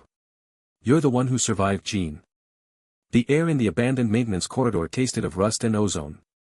Leo watched Mara's face, pale, tear-streaked, but with eyes that held a flicker of something beyond despair. Recognition. She remembered him from the tutorial, the one who should have died but didn't. Her healer's robes were torn at the hem, stained with what might have been blood or tower residue. "You survived, Jean," she whispered, her voice hoarse. "How?" Leo didn't smile. Smiles were for fools in this place. Instead, he reached into the pocket of his worn combat gear and produced the data chip he'd looted from the enforcer. The blue holographic display flickered to life, casting eerie shadows on the corroded walls. Tower Protocol 7 scrolled past, confirmation of what he already knew, but new to her. The system's cold logic, trash mobs existed to be farmed, their deaths fueling hero growth. "Because I died 100 times first," Leo said, his voice flat. "Each death taught me something. Each one rewound time. I remember everything." Mara's breath hitched. "Time loops? That's impossible. Tell that to the system." He swiped the display, pulling up a map of the tower's first floor. "Your former party. The ones who left you to die when that mimic ambushed you in Sector G7. They're heading to the Eastern Bazaar right now, looking to trade the healing artifacts they stole from you for combat upgrades. Her eyes widened. How could you know that? That happened hours ago, and I never told anyone. I saw it in a death vision. Loop 43. You died trying to crawl back to them, begging for a potion. Leo's gaze didn't waver. They're predictable. Greedy. The leader, Varek, always checks the weapon stalls first. The mage, Lyra, lingers at the enchantment vendors. They'll be there for another 20 minutes before moving to the safe house in Sector D12. Mara stared at him, the last of her doubt crumbling. She'd seen that exact behavior, those specific habits. No one could fake that knowledge without having been there. And Leo hadn't been, not in any timeline she remembered. What do you want from me? She asked, her shoulders squaring slightly. Allies. This tower discards anyone who doesn't fit its narrative. Healers who can't keep up with the hero's pace, warriors who break under pressure. We're all anomalies to it. But together, we can become something it can't ignore. She nodded slowly, a spark of defiance lighting in her eyes. My healing is still strong. I can mend wounds, purify toxins. But I have no combat skills. You won't need them yet, Leo said. First, we. The wall to their left exploded inward in a shower of concrete and twisted rebar. Leo's spatial awareness flared a half-second before the impact, a warning tingle at the base of his skull. He shoved Mara backward, the two of them stumbling into a crouch as dust billowed through the corridor. Through the haze, a massive figure stepped into the breach. Kale stood nearly 7 feet tall, his body a slab of muscle corded under scarred leather armor. A spiked maul rested on his shoulder, its head gleaming with crude enchantments. Behind him, 2 lesser thugs fanned out, a wiry man with twin daggers and a woman with a crackling energy whip. Well, Kale rumbled, his voice like grinding stones. Look what we have here. A runaway tutorial mob and a discarded healer. The system's throwing us easy prey today. Leo rose slowly, his mind already working. Kale, he remembered this brute from Loop 66. A minor antagonist in the tower's early floors, leading a small faction of scavengers who preyed on the weak. In that timeline, Leo had died to him, crushed under that maul. But he'd also seen Kale's patterns, a reliance on overwhelming force, a predictable 3-swing combo, a slight favoring of his left side due to an old injury. We're not prey, Leo said, his tone devoid of fear. Kale laughed, a harsh bark. You're a tutorial villain. The weakest of the weak. I've crushed dozens of your kind. He hefted them all. But you've got some nerve, surviving this long. Maybe you've got decent loot. Mara edged closer to Leo, her hands glowing faintly with healing energy. Leo. Stay back, he murmured. Don't engage. Kale charged. The maul came down in a sweeping arc that would have shattered bone.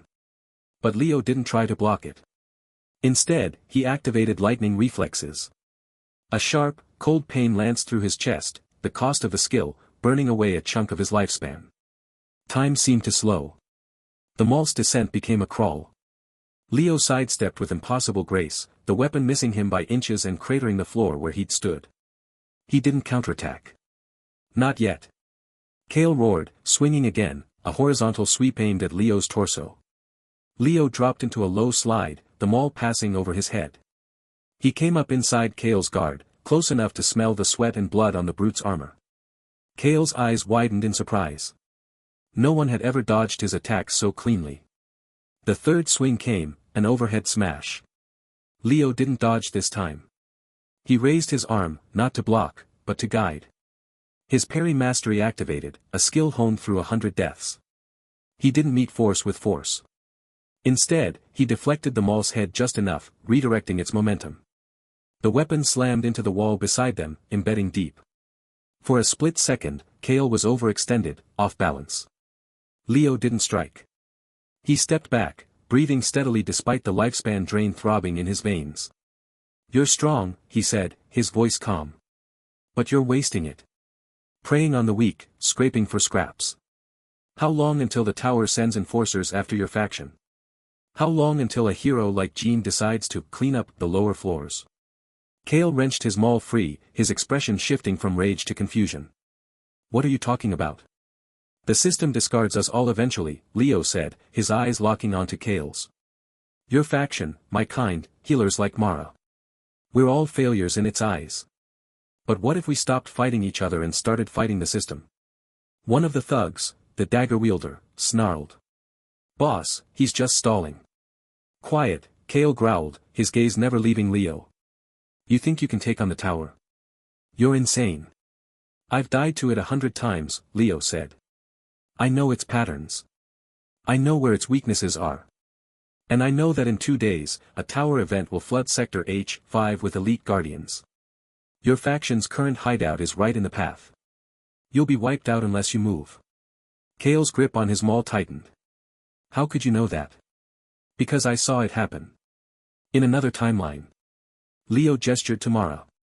She's proof I'm not lying. I knew details about her party she never shared.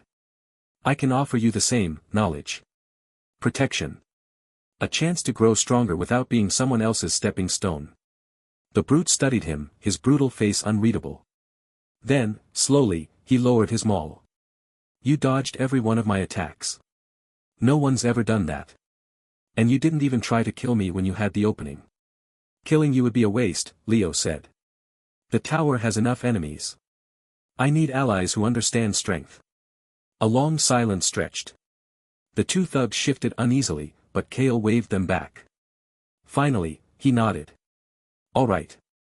I'm listening. But this better not be a trick. It's not, Leo said.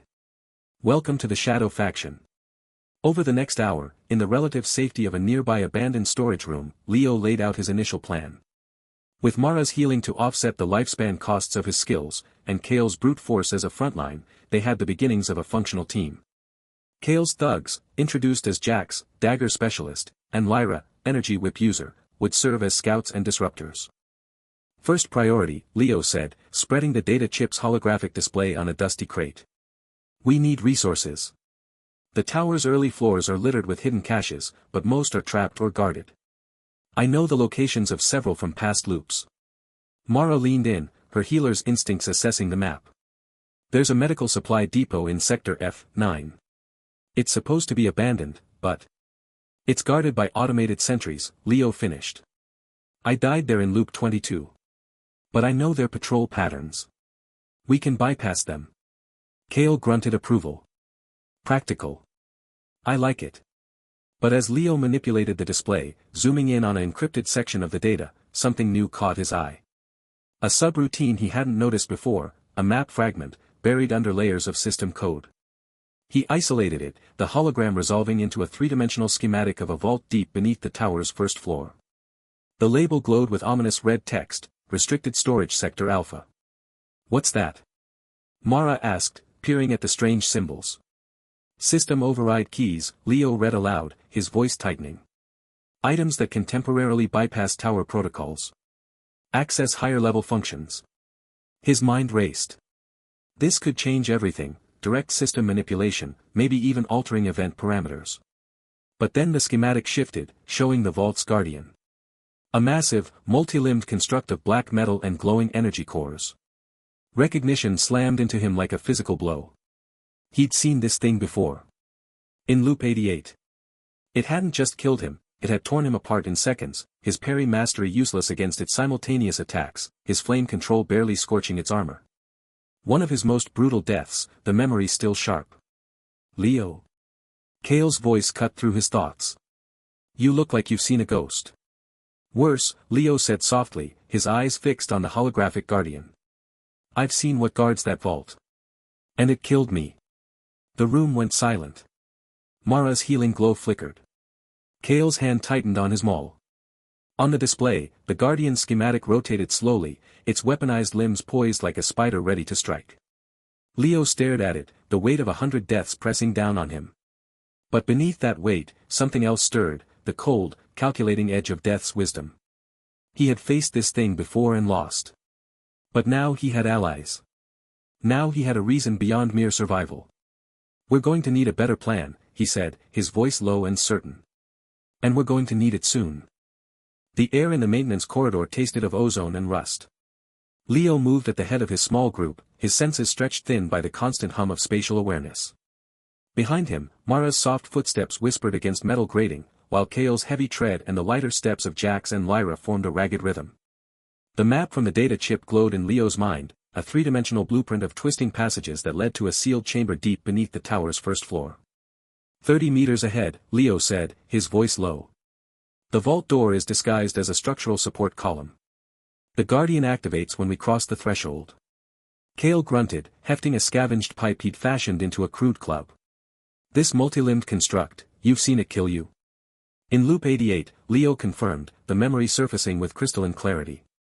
It has 6 articulated arms, each ending in different weapon configurations. Energy beams, crushing claws, plasma blades. Its core is protected by rotating crystalline plates. Mara's healing energy brushed against Leo's consciousness, a gentle probe checking his condition. Your lifespan is still depleted from yesterday's fight, she murmured. Using more abilities will burn what little you've recovered. I know. Leo's jaw tightened. Death's wisdom whispered through him, 100 different deaths, 100 different failures. This vault had claimed him once. It wouldn't claim him again. They reached the column. Up close, it was obvious, the metal surface bore hairline seams in a perfect rectangle. Leo placed his palm against the cold surface, and spatial awareness flared. He visualized the internal mechanisms, the locking arrays, the pressure sensors. Jax, the upper left corner. There's a maintenance panel behind that vent cover. The dagger specialist moved with silent efficiency, his blades finding purchase in microscopic gaps. The cover came away with a soft hiss. Inside, a nest of glowing fibers pulsed with system energy. Lyra, Leo said. Your whip can channel energy. Sever the blue fibers only.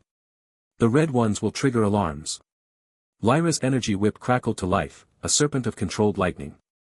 She worked with surgical precision, each strike severing exactly the fibers Leo indicated. The column shuddered, then slid sideways with a groan of protesting metal. Beyond lay the vault chamber. It was smaller than Leo remembered from his death vision, perhaps 20 meters across, with walls of polished black stone that drank the light. In the center stood the Guardian, dormant but imposing. 6 limbs folded against its torso like a mechanical spider at rest. Its body was sculpted from interlocking crystal plates that refracted the chamber's dim illumination into prismatic shards. Resources along the north wall, Leo said, pointing to shelves stacked with containers. The system override key is in the central console. The Guardian activates when we're 5 meters from the console. Kale eyed the construct. How do we take it down? We don't. Leo's eyes tracked the Guardian's potential attack vectors. We survive long enough to grab what we need and retreat. Its mobility is limited, it can't leave the chamber. In Loop 88, I tried to fight it. Lasted 17 seconds. Mara's breath hitched. What killed you? The final beam. It ignores conventional defenses. Only spatial awareness at maximum output can deflect it, and even then. Leo trailed off, remembering the searing pain, the way his body had disintegrated from the inside out. He took a steadying breath. Listen carefully. The Guardian's attack pattern is predictable if you know what to look for. First phase, energy beams from the upper limbs. They track movement but have a half-second charge time. Second phase, melee assault with the lower limbs when targets get close. Third phase, the final beam from its core. Leo divided their roles. Kale, your distraction. Draw the melee attacks, your brute strength might stagger it. Jax and Lyra, target the limb joints during phase 2. Mara, stay behind me and be ready to heal. I'll handle the beams and get the key. They moved into the chamber. 5 meters from the console, the Guardian awakened. Crystalline plates rotated with a sound like breaking glass. 6 limbs unfolded, each glowing with different energy signatures. Leo's death's wisdom screamed warnings, he saw the attack before it happened. Down, he shouted. 2 upper limbs fired. Crimson energy beams cut through the air where Kale had been standing. The brute had already thrown himself into a roll, his pipe clattering against the floor. Leo's spatial awareness painted the battlefield in overlapping layers of probability. He saw the beam's trajectories, the Guardian's targeting priorities, the safe zones that existed for fractions of seconds. Mara, left 3 steps. Now. She moved without question. A beam seared the space she'd vacated, leaving molten scars on the stone. Jax blurred into motion, daggers flashing as he targeted a joint on one of the Guardian's lower limbs. Lyra's whip snapped out, wrapping around another limb and discharging energy that made the construct shudder. Phase 2. Leo called. The Guardian's lower limbs lunged. Crushing claws snapped at Kale, who met them with his pipe in a shower of sparks. Plasma blades whirled toward Jax, forcing the dagger specialist into a desperate parry that sent him skidding backward. Leo reached the console. His fingers flew across the interface, another memory from a different death, this one from Loop 42 when he'd been captured and forced to work maintenance. The system recognized his access codes, stolen from a technician he'd watched die a dozen times. The console opened. Inside rested the system override key, a slender rod of polished silver inscribed with tower glyphs that seemed to swim when looked at directly. Next to it were vials of concentrated energy and data crystals that glowed with internal light. Grab everything. Leo shouted, stuffing the key into his belt pouch. Kale roared as a claw caught his shoulder, tearing through scavenged armor. Mara's healing energy washed over him, knitting flesh even as blood flowed. The Guardian's core began to glow. Phase 3. Leo's heart hammered against his ribs. This was the moment. The final beam. Death's wisdom showed him 100 variations of this instant. In most, he died. In a few, he survived with catastrophic injuries. In only one, a theoretical path his mind had calculated during sleepless hours, he might walk away intact. Everyone behind me. Leo barked. He didn't wait to see if they obeyed. Closing his eyes, he reached inward, to the reservoir of lifespan that fueled his cheat abilities. It was already diminished, the fight with Kale had burned through days, maybe weeks of his natural life. What remained felt like a shallow pool. He poured it into spatial awareness. The world fractured into geometric clarity. He could see the molecular vibration of the air, the energy pathways in the Guardian's core, the infinitesimal gaps in reality that most beings couldn't perceive. With a thought, he pulled at those gaps, weaving them into a shield between his team and the construct. The cost was immediate and brutal. Agony lanced through Leo's body, not physical pain, but something deeper. The sensation of time itself being ripped from him. He felt older, wearier, as if years had passed in seconds. His vision grayed at the edges. The Guardian fired. A beam of pure white energy, so bright it burned afterimages into the retina. It struck Leo's spatial shield with a sound like reality tearing. The shield held for a heartbeat, 2, 3, flexing, distorting, but not breaking. Then the beam spent itself. The Guardian's core dimmed, its limbs going slack as it entered a recharge cycle. Go. Leo gasped, the word tasting of blood and exhaustion. They didn't need telling twice. Kale grabbed 2 containers of resources. Jax and Lyra swept the remaining vials and crystals into bags. Mara supported Leo, her healing energy pouring into him, but it couldn't restore what he'd burned, only stabilize the damage. They stumbled from the chamber as the Guardian began to reactivate. The column door slid shut behind them, sealing the construct away. In the corridor, Leo leaned against the wall, breathing ragged. His body felt hollowed out. When he looked at his hands, they seemed thinner, the veins more prominent. The price of power, paid in moments of his life. We did it, Kale said, hefting the containers. Actual tower-grade resources. And that key. He eyed the silver rod in Leo's pouch. The system override key, Leo confirmed, his voice rough. With this, we can access restricted sectors. Bypass some security protocols. It's our first real step toward challenging the tower's design.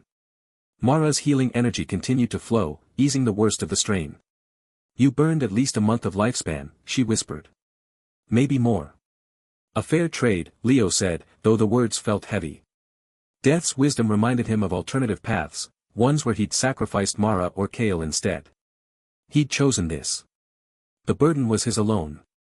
They began the trek back through the maintenance corridors, moving slower now, weighed down by loot and exhaustion.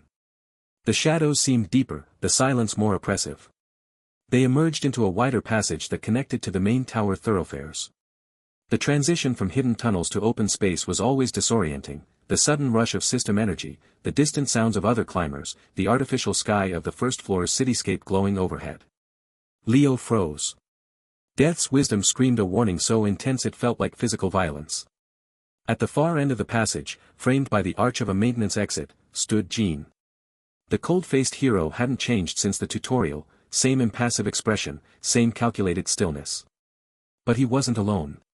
Two other figures flanked him, a woman in light armor with a bow already knocked, and a man whose hands crackled with gathering energy. Jin's eyes found Leo. They held no surprise, no anger. Only cold recognition. "You're not supposed to exist," Jin said, his voice cutting through the passage's silence like a blade. The words hung in the air, final and absolute. Behind Leo, Kale shifted into a fighting stance. Jax's daggers appeared in his hands. Lyra's whip crackled to life.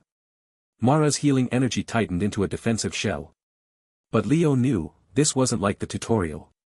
This wasn't a scripted encounter where he could parry and escape. Jin had tracked him. Prepared. Brought allies. And Leo had just burned through a significant portion of his lifespan. The hero took a step forward. "The system registered your anomaly. I've been hunting you since you escaped." Another step. "You should have died in the tutorial. Everything since is an error." Leo met Jin's gaze. The 100 deaths between them seemed to stretch like a bridge of corpses. The future cheat skills he'd stolen fragments of, they were Jin's birthright. The hero's destiny. And Leo had taken them. "Errors have a way of becoming truths," Leo said, his voice steadier than he felt. Jin's expression didn't change. "Not in my tower." He raised a hand. The archer drew her bow. The energy wielder's hands glowed brighter. And Leo's death's wisdom showed him a dozen ways this could end, most of them in blood and failure. The air in the vault corridor thickened with tension, charged by the residual energy of the crystalline guardian's defeat. Jin stood framed in the exit archway, his expression as cold and unyielding as the tower's steel walls. Behind him, two figures materialized from the shadows, a lithe archer with a bow already knocked, and a robed energy wielder whose hands crackled with restrained power. "You," Jin said, the single word carrying the weight of a death sentence. "You shouldn't exist." Leo felt his faction tense behind him. Mara's healing energy flickered nervously at her fingertips. Kale shifted his weight, knuckles widening around his weapon. Jax melted into deeper shadows, daggers appearing in his hands as if by magic. Lyra's energy whip coiled and sparked, ready to lash out. "Interesting accusation," Leo replied, his voice steady despite the burning ache in his chest where lifespan had been sacrificed. He could feel the villain's regression ledger humming in his consciousness, its pages filled with 101 deaths, each one a lesson in how Jin moved, thought, killed. "From where I stand, I exist quite thoroughly." Jin's eyes narrowed. "The tutorial was supposed to reset. Every time I killed you, the system should have wiped the anomaly. But you're here. Your stats are wrong. Your skills." He took a step forward, and the temperature dropped. "You're cheating." The archer's arrow glowed with tracking magic. The energy wielder raised her hands, spheres of compressed force forming above her palms. Leo's spatial awareness fragments screamed warnings, 3 attack vectors, all lethal, all coordinated with the precision of countless battles fought together. "Cheating implies rules," Leo said, buying time. His mind raced through loops, Loop 47 where Jin had explained system protocols to a different victim, Loop 82 where he'd seen the hero interrogate a suspected hacker, Loop 99 where he died to this exact formation. What if I'm not breaking them? What if I'm testing them? Jin paused, a flicker of uncertainty crossing his face. "Testing." "System Auditor Leo, designation Gamma 7, Leo declared, pulling the title from a fragment of Jin's future knowledge, a memory that shouldn't exist for another 50 floors. He activated the barest whisper of a skill he'd glimpsed in death visions, one that hadn't fully unlocked yet, illusion craft. Health drained from him, a sharp pain in his temples as lifespan burned away to fuel the impossible. A holographic screen materialized between them, glowing with official tower glyphs. It displayed false credentials, audit protocols, and a scrolling list of system irregularities that matched exactly what Jin had been investigating. The illusion was imperfect, Leo could see the edges flicker, could feel his body weakening, but it was convincing enough to give pause. "You've been monitoring my progress," Leo continued, layering truth with deception. "The time resets you noticed. Stress tests on the tutorial's temporal stability. My unusual skills. Authorized experimental integrations." He gestured to the vault behind him. "This was a retrieval mission. The system override key is needed for deeper diagnostics." The energy wielder lowered her spheres slightly. "Jin, the credentials check out on my scanner." She murmured, confusion in her voice. No, Jean said, but the certainty had left his eyes. He was calculating, weighing probabilities. Leo knew that look. It was the same expression Jean wore before retreating from an uncertain fight, a behavior pattern observed across 17 different loops. Your suspicion is noted and logged, Leo said, pushing the bluff further. He could feel blood trickling from his nose, the cost of maintaining the illusion. But obstructing an auditor violates Tower Protocol 12, subsection C. Do you want to explain to the administrators why you attacked the system representative?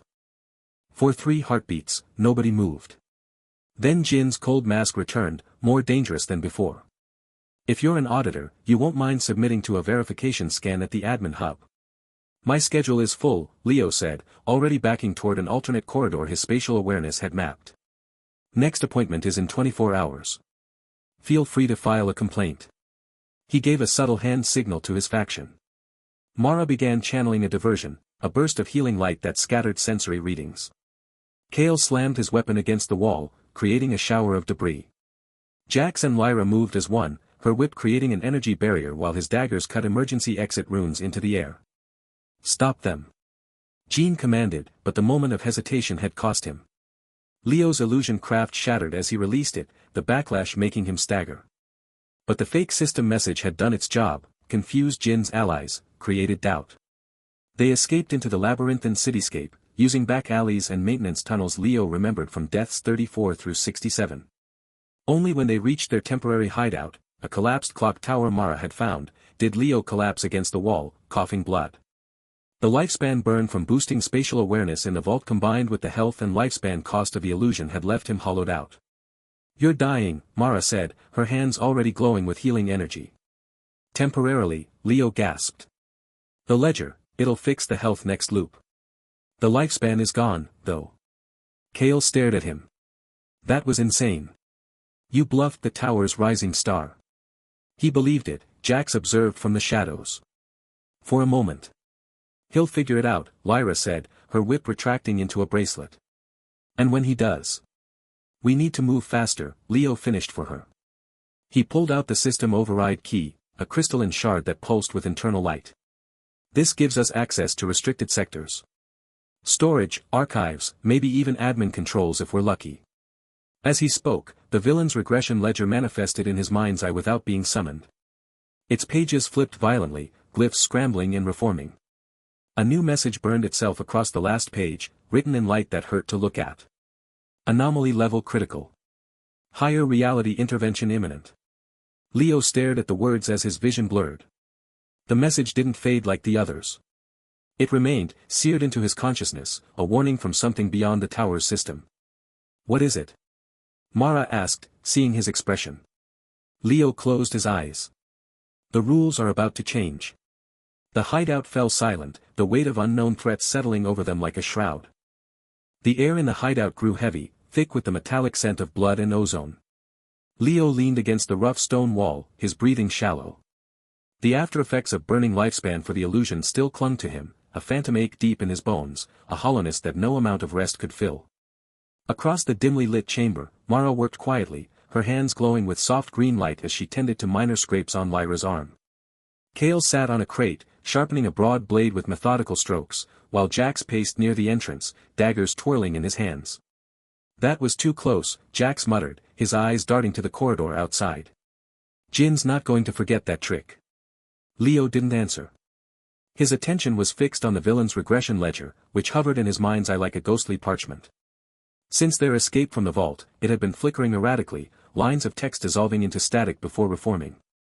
A warning message pulsed in crimson, anomaly detected. Higher reality intervention imminent.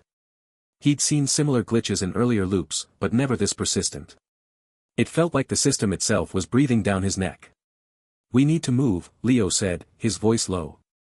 The override key, we have to use it before the administrators lock down the sector. Kale grunted, sheathing his blade. Where to? The restricted storage sector. The map from the data chip shows it's 3 levels down, behind a maintenance hub. If we can access it, we might find resources that even the tower heroes haven't touched. Mara finished her healing and stood, wiping her hands on her robes. Leo, you're pushing yourself too hard. That lifespan burn, it's not just fatigue. I can feel the decay in your aura. He met her gaze, seeing the concern there. Mara had been betrayed by her own party, left to die in a tutorial trap. She recognized the same desperation in him, the drive to survive against impossible odds. I've died 100 times, he said quietly. What's a little more lifespan? Before she could reply, the air shuddered. It started as a low hum, vibrating through the stone floor and walls. Dust trickled from the ceiling. Jax froze, daggers poised. Lyra's energy whip crackled to life, casting eerie blue shadows. Kale rose to his feet, his massive frame tense. What is that? Lyra whispered. Leo's spatial awareness fragment flared, a sharp pain behind his eyes. He'd felt this before, in Loop 73, when a patrol of tower enforcers had cornered him in a dead-end corridor. But this was different. Stronger. More deliberate. The hum escalated into a deafening roar. The walls of the hideout dissolved into shimmering light, reality itself peeling back like layers of skin. From the figures emerged, tall, slender, and translucent, like ghosts woven from starlight and static. They had no distinct features, only shifting silhouettes that pulsed with cold, blue energy. 6 of them, floating just above the ground, their presence sucking the warmth from the room. Tower administrators. Leo's heart hammered against his ribs. He'd never faced them directly, only glimpsed them in peripheral visions from future skill fragments.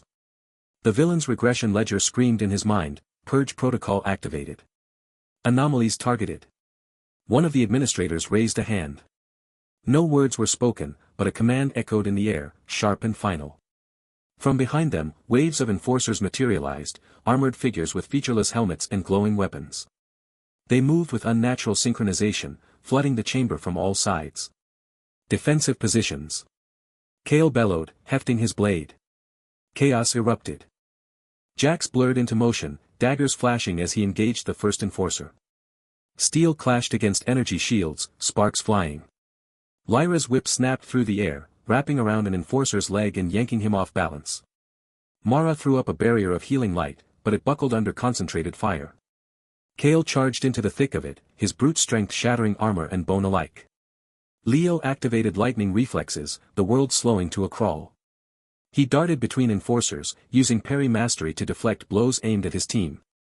But for every one he blocked, 3 more took its place.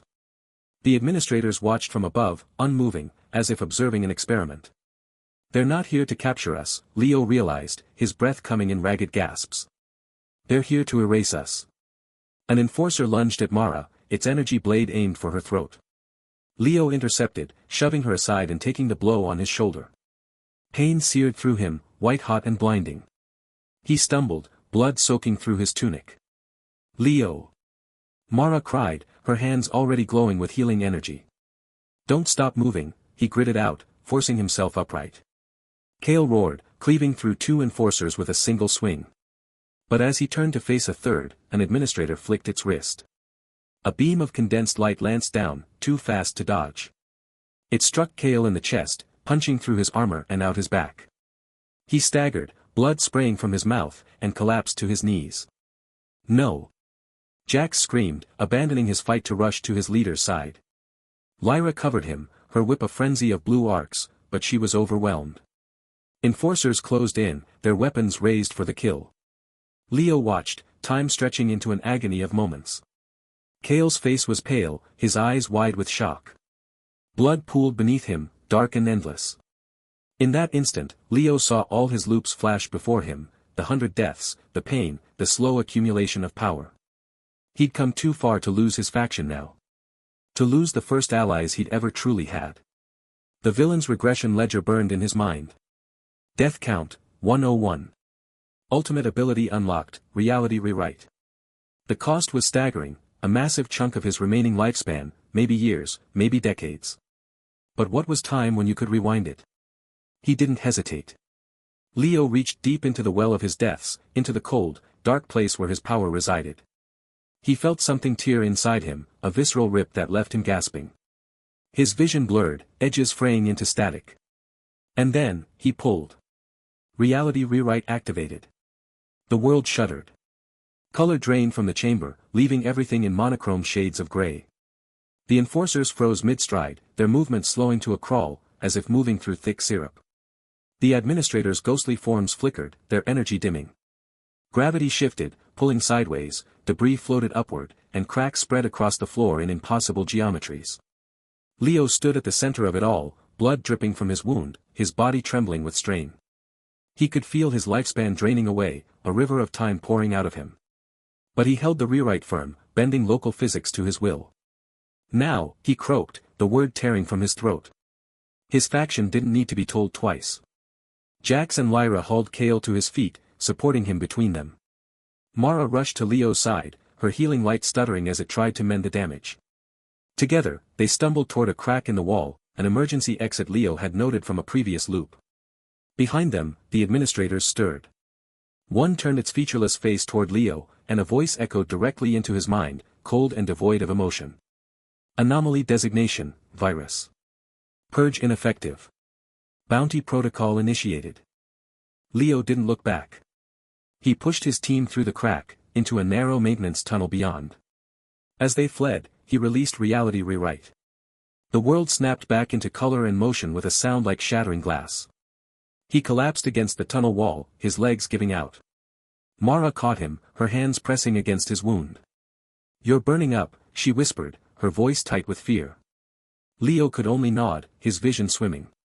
The strain of the ultimate ability had left him hollowed out, weaker than he'd ever been, even after 100 deaths. But they were alive.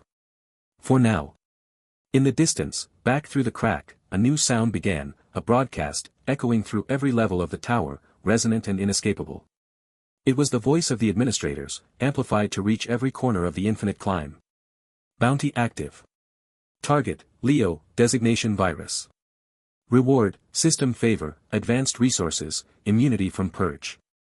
All tower residents authorized to engage. Elimination mandatory. The words hung in the air, a death sentence written across the sky. Leo closed his eyes, the weight of 1,000 enemies settling on his shoulders. Every hero, every scavenger, every lost soul in the tower, they would all be coming for him now. And he had never felt more alone. The air in the hidden base tasted of damp stone and desperation. Leo watched as 3 new faces joined the Shadow faction, a wiry scout with haunted eyes, a hulking man whose left arm ended in a crude prosthetic, and a woman who moved with the silent grace of a predator. Discarded souls, all of them. Cast aside by the tower's narrative like he had been. Mara moved among them, her healing light soothing old wounds while her eyes held the same bitterness Leo recognized in himself. Kale leaned against the wall, his chest still bandaged from the administrator's attack, breathing shallowly. Jax sharpened his daggers with methodical precision, and Lyra's energy whip coiled around her arm like a sleeping serpent. Among the newcomers stood Zara, sly, quick-eyed, her words flowing like honey.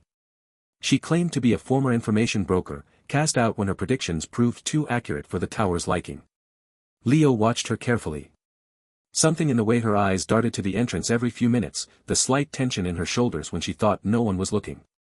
Death's wisdom whispered. It wasn't a voice, not exactly. More like a cold certainty settling in his bones, born from 100 deaths and the fragments of futures he'd glimpsed. He'd seen this pattern before, in Loop 47, when a supposed ally had led Jean straight to his hiding place. The subtle signs, the too perfect timing of her arrival, the way she always positioned herself near escape routes, the questions about their defenses that she framed as concern. She's reporting to him, the knowledge settled like stone in his gut. Leo called a meeting. The flickering glow of luminescent moss cast long shadows across the chamber. "We've secured enough resources for 3 days," he said, his voice calm despite the burning in his shoulder where the enforcer's blade had cut deep. "But the administrator's bounty has every scavenger and low-tier hero hunting us. We need to move the cache from the eastern tunnel before dawn." Zara's eyes brightened. "I know that sector. There's a maintenance shaft that bypasses the main patrol routes. I can lead a team." Too eager. Always too eager. Leo nodded slowly. "Take Kale, Jax, and Lyra. Mara will stay with me to prepare the new arrivals." As they filed out, Leo caught Mara's eye. The healer understood without words, she'd seen the same patterns in her own betrayal. When the chamber emptied save for the 3 newcomers, Leo turned to them. "Stay here. Guard the entrance. If anyone approaches who isn't one of ours, sound the alarm." The wiry scout nodded, his hand resting on a notched short sword. Alone with Mara, Leo closed his eyes. The villain's regression ledger floated in his mind's eye, a tome of shifting shadows and crimson text. His remaining lifespan glowed with a sickly amber light, diminished from years to mere months after activating reality rewrite. He could feel the weight of every death, every loop, every stolen moment. "You're burning more," Mara said quietly, her healer's senses detecting the subtle drain. "I have to." He reached into the ledger, not for a new skill, but to enhance what he already possessed. Flame control, unlocked after 10 agonizing deaths by fire in early loops. He'd only ever used it for basic manipulation, creating distractions, or warming their hideout. Now he poured lifespan into it, feeling the years slip away like sand through his fingers. 1 month. 2. 3. The flames in the chamber's braziers roared to life, dancing with unnatural intelligence. They formed intricate patterns in the air, coiling serpents, blooming flowers, geometric shapes that held for seconds before dissolving. Heat washed over him, but it didn't burn. It obeyed. Next, lightning reflexes, the fragment he'd gained after Jean had killed him 50 times with blinding speed. Another month of lifespan vanished. His nerves sang with electric anticipation. The world slowed. He could see dust motes drifting in the air, count the individual cracks in the stone floor, track the rhythm of Mara's breathing. "They're coming," he said, his voice barely a whisper. Mara's hands glowed with healing light. "How do you know?" "I've died this way before." Not exactly true, but close enough. The patterns were universal. Betrayal always followed the same script. Asterisk asterisk asterisk. The eastern tunnel stretched into darkness, its walls slick with condensation. Zara moved at the front, her steps sure and silent. Kale followed, his massive frame making the stone tremble with each step. Jax drifted along the shadows to their left, daggers ready. Lyra brought up the rear, her energy whip glowing faintly. "Just ahead," Zara said, pointing to a branching path. "The cache is in a side chamber. We should." Jean stepped from the shadows.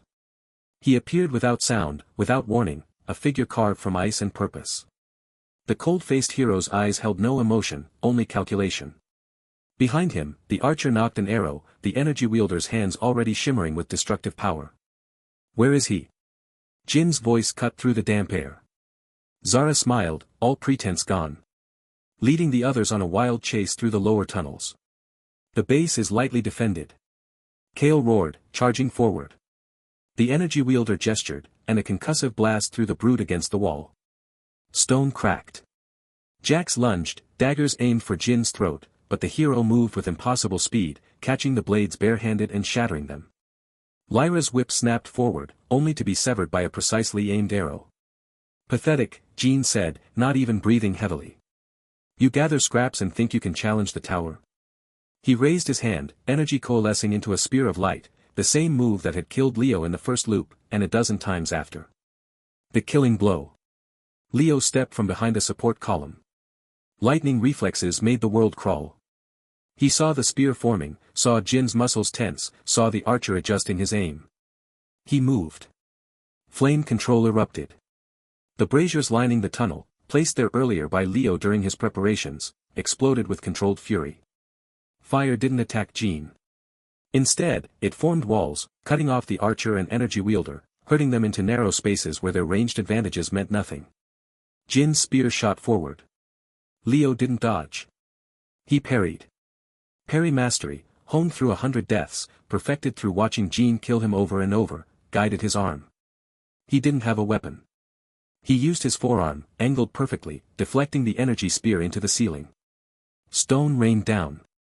"Impossible," Jean whispered, genuine shock breaking through his cold mask for the first time since the tutorial. Leo didn't give him time to recover. Spatial awareness, the fragment he'd sacrificed a month of lifespan to boost in the vault, mapped the tunnel in 3 dimensions. He knew where every loose stone lay, where the air currents shifted, where Jin's weight distribution favored his left side. He struck not at Jean, but at the ground between them.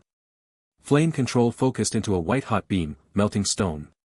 The floor collapsed, dropping Jean into a maintenance shaft below. Not deep enough to kill him, Leo knew from painful experience that the hero survived worse, but enough to delay him. The archer fired. Leo's lightning reflexes let him see the arrow's path. He twisted, feeling the fletching graze his cheek. The energy wielder charged, hands blazing, but Jax was there, new daggers drawn from hidden sheaths, driving the wielder back with a flurry of strikes. Zara tried to run. Lyra's energy whip, though severed, still had enough length to wrap around the informant's ankles. She fell hard, cracking her head against stone. When she looked up, Leo stood over her. "Please," she begged, blood trickling from her temple. "They promised me a place in the heroes' party. A chance to escape this hell." Leo's faction gathered around him.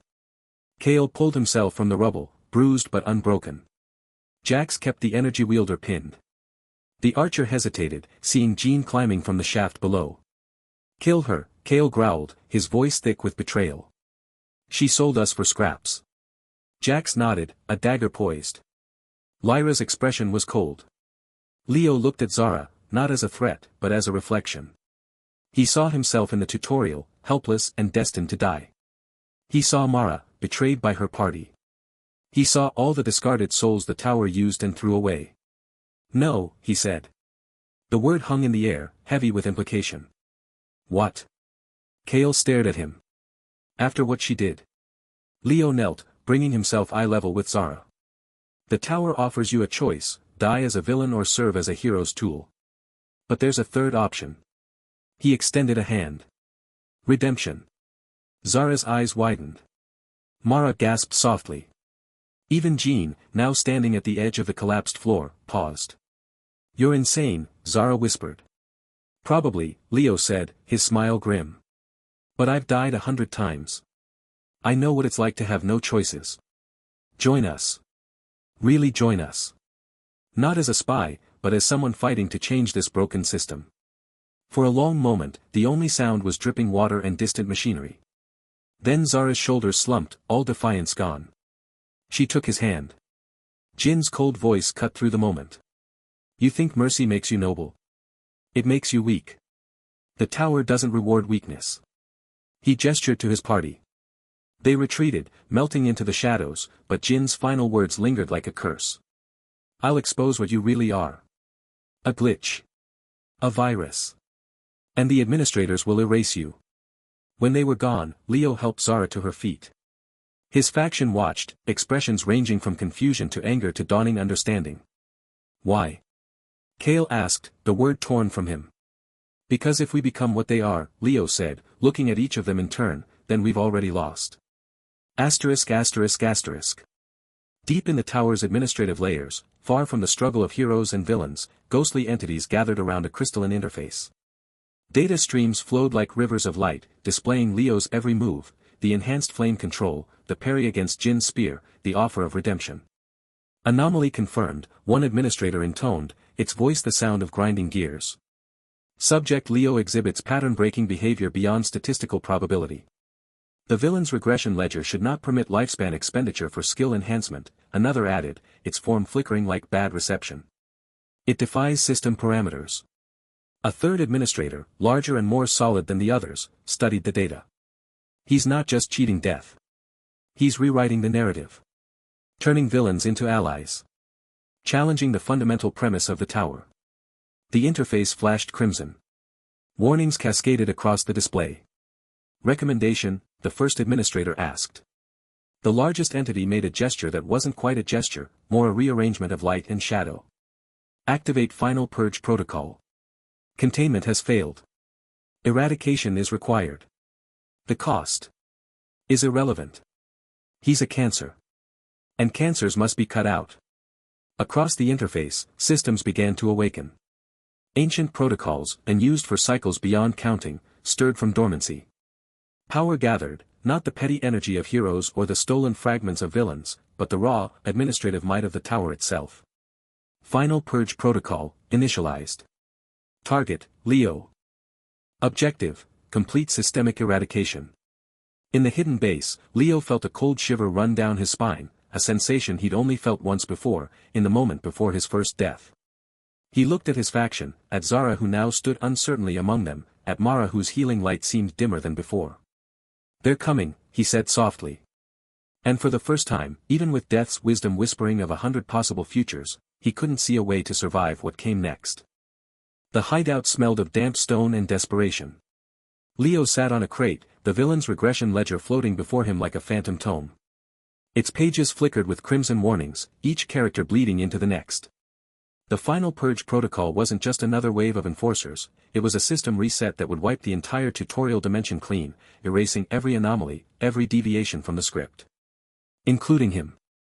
Including Mara's gentle hands that had stitched his wounds, Kale's stubborn loyalty, Jax's silent precision, Lyra's whip-cracked defiance, and the 3 new souls who'd barely learned their names. He closed the ledger. The knowledge settled in his gut like cold iron. 1 loop left. 24 hours before everything dissolved into nothingness. Gather everyone, Leo said, his voice flat. The storage chamber. Now. Mara, tending to Kale's bandaged chest, looked up. The healer's eyes widened at the finality in his tone.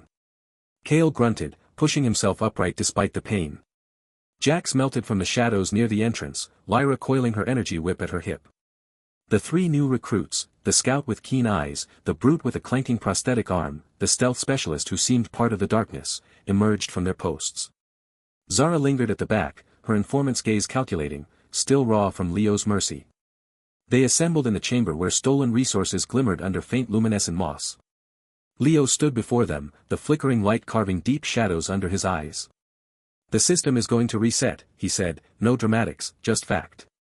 It'll wipe this place clean. Us included. We have one chance to break it permanently.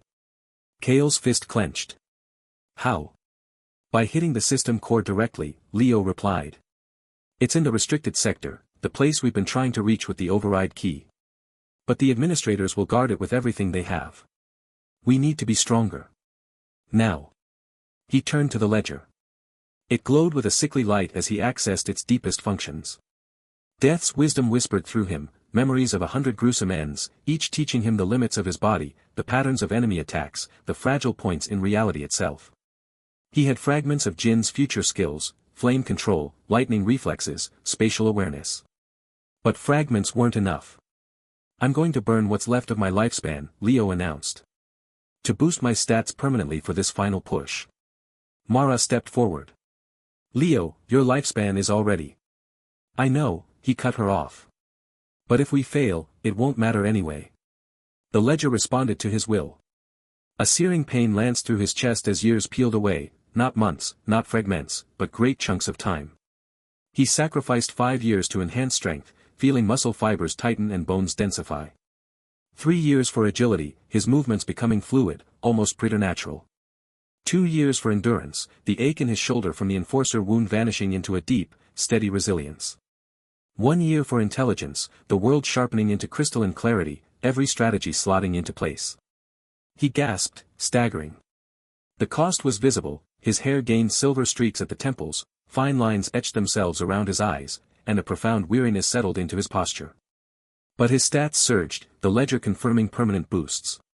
He had maybe a decade of lifespan left, if that. Enough for one fight. Now you, Leo said, turning to his faction. I can't give you my cheat, but I can give you what I've learned from dying 100 times. Over the next hours, he drilled them. To Jax, he demonstrated parrying techniques refined over loops, how to read an opponent's weight shift, how to use a dagger not just to stab but to deflect, to redirect force. To Lyra, he showed whip angles that could trip, entangle, or strike pressure points, memories of energy attacks he'd endured guiding her.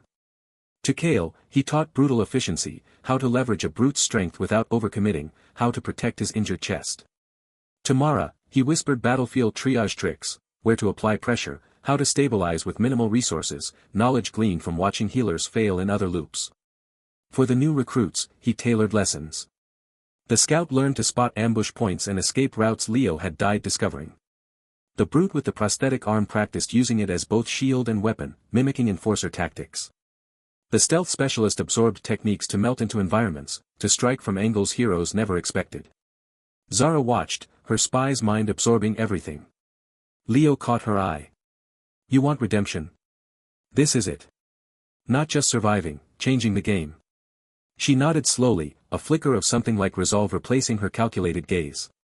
They became a cohesive force, moving with synchronized purpose. Leo used spatial awareness to map their path through the tower's underbelly, maintenance tunnels, forgotten shafts, corridors that phased in and out of reality. The override key, a crystalline shard stolen chapters ago, hummed in his hand, its resonance guiding them toward the restricted sector. Resources were depleted. Potions, enchanted gear, stolen artifacts, all distributed, consumed, or integrated. Leo kept only the essentials, his enhanced stats, his fragment skills, and Death's wisdom, which now screamed with the urgency of finality. As they approached a massive archway sealed with pulsating energy, Leo halted. Beyond lay the system core, a chamber of glowing data streams and crystalline structures that regulated the tutorial dimension. The air crackled with system authority, thick enough to taste like ozone and iron. "This is it," Leo said, his voice steady despite the fatigue gnawing at his bones. "We go in hard and fast. Disrupt the core, override the purge. No retreat." Kale hefted his weapon, Jax flipped a dagger, Lyra's whip sparked. Mara prepared healing energies, the new recruits tensed. Zara positioned herself at the rear, eyes scanning for traps. Leo charged the override key. It flared with light, and the energy seal shattered in a cascade of shards. They burst into the core chamber, a vast, cylindrical space with walls of flowing light, data streams weaving through the air like luminous vines. At the center hovered a sphere of condensed energy, the system core, pulsing with the rhythm of the tower itself. And before it, the administrators manifested. Not as ghostly entities or distant enforcers, but in full, terrifying form. 3 figures clad in armor of pure light, featureless except for eyes that burned with cold, analytical fire. They stood between Leo's faction and the core, and as one, they raised their hands. A barrier erupted, a wall of pure energy, shimmering with impossible density, cutting off the core completely. It hummed with a frequency that vibrated through bones, a sound like reality itself groaning under strain. The lead administrator spoke, its voice echoing from everywhere and nowhere. "Anomaly Leo. Virus designation confirmed. Final purge execution, immediate." Leo met its gaze, the silver in his hair catching the barrier's glow. Behind him, his faction readied themselves, a ragged line of discarded souls facing the architects of their oblivion. The energy barrier loomed, insurmountable and final, and the administrators advanced, their forms blazing with system-sanctioned annihilation. The corridor trembled as the administrators solidified before Leo's faction. They weren't human, not truly. 3 figures woven from strands of light and cascading code, their forms shifting between solidity and transparency. The air around them crackled with system authority, the very physics of the restricted sector bending to their will. Leo, designation, Tutorial Villain 001, classification, System Anomaly. The central administrator's voice echoed without sound, a direct transmission into their minds. "The tower is a training ground for heroes. You were never meant to survive the first encounter." Leo stood at the front of his ragged formation, his body aching from the lifespan burns. Kale leaned against the wall behind him, chest bandages stained dark. Mara's hands glowed with healing energy, but her eyes were fixed on the entities. Jax and Lyra flanked them, weapons ready. The 3 new recruits, Scout, Brute with prosthetic arm, and Stealth Specialist, spread out nervously. "Trash mobs are expendable," the left administrator continued, its form flickering like corrupted data.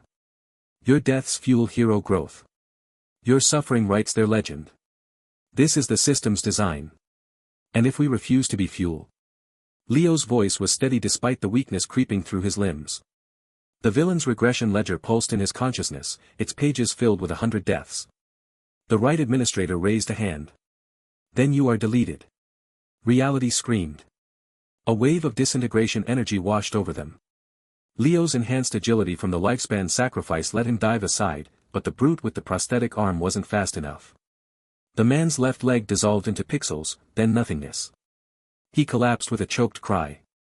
The stealth specialist tried to fade into shadows, but the administrator's perception pierced through illusions, her form unraveled like thread from a spool, leaving only a fading scream. "No." Mara lunged forward, healing energy flaring, but there was nothing to heal. Only empty space where 2 people had been. Leo's mind raced through death memories. The 47th loop where Jean had used a similar disintegration technique. The 83rd where a tower enforcer had demonstrated reality-bending powers. Death's wisdom connected the fragments, these administrators fought with predictable, system-approved patterns. Efficient. Methodical. Soulless. Scatter. Leo commanded, and his faction moved. Jax blurred with dagger strikes that passed harmlessly through light forms. Lyra's energy whip snapped, carving a temporary gap in the code strands. Kale roared and charged despite his injury, his brute strength actually making one administrator's form flicker before being thrown back by a counterwave. But they were being erased piece by piece. The scout took a glancing disintegration beam to the shoulder, his arm vanished. Mara caught him, healing what remained, but the loss was permanent. Leo burned more lifespan. The decision was instant, born from 100 deaths where hesitation meant annihilation. He reached into the deepest reserves of the villain's regression ledger, to the ultimate ability he'd unlocked during the administrator purge. Reality rewrite. This time, he didn't hold back. Nearly all his remaining lifespan poured into the activation. Years vanished in an instant, decades of potential future sacrificed in a single breath. Leo felt his body age and wither, then stabilize at the brink of collapse. But around him, reality changed. The impenetrable energy barrier blocking their path to the system core shimmered, then fractured. Local physics overridden.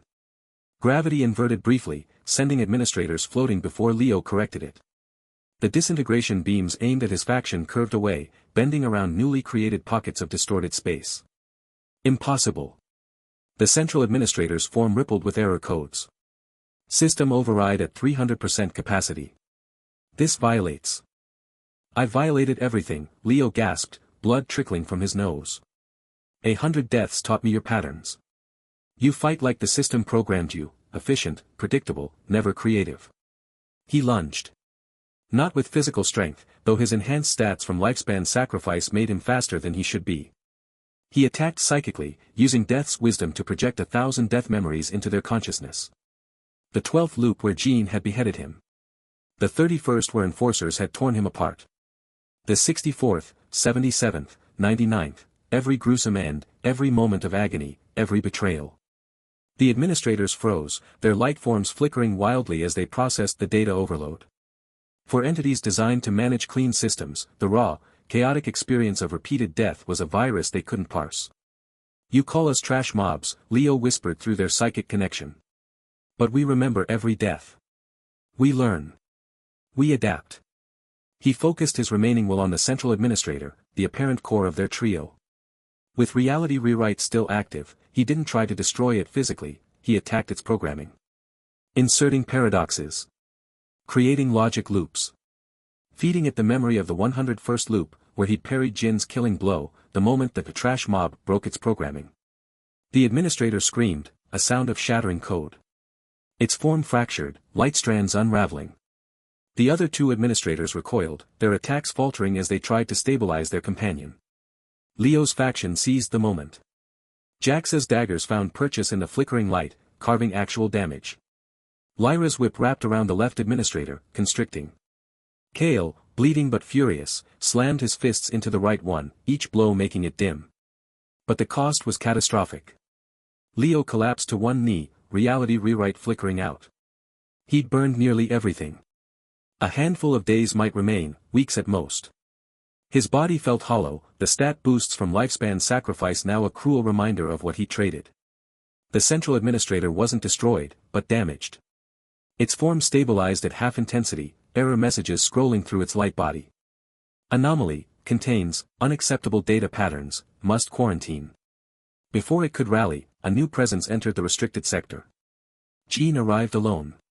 The cold-faced hero stepped through the distorted space left by reality rewrite, his expression unreadable. Archer and energy wielder weren't with him. He carried no weapon drawn, made no aggressive move. Leo's faction tensed, weapons turning toward the new threat. Mara's healing energy flared defensively. Jax positioned himself between Jean and the wounded. But Jean ignored them all.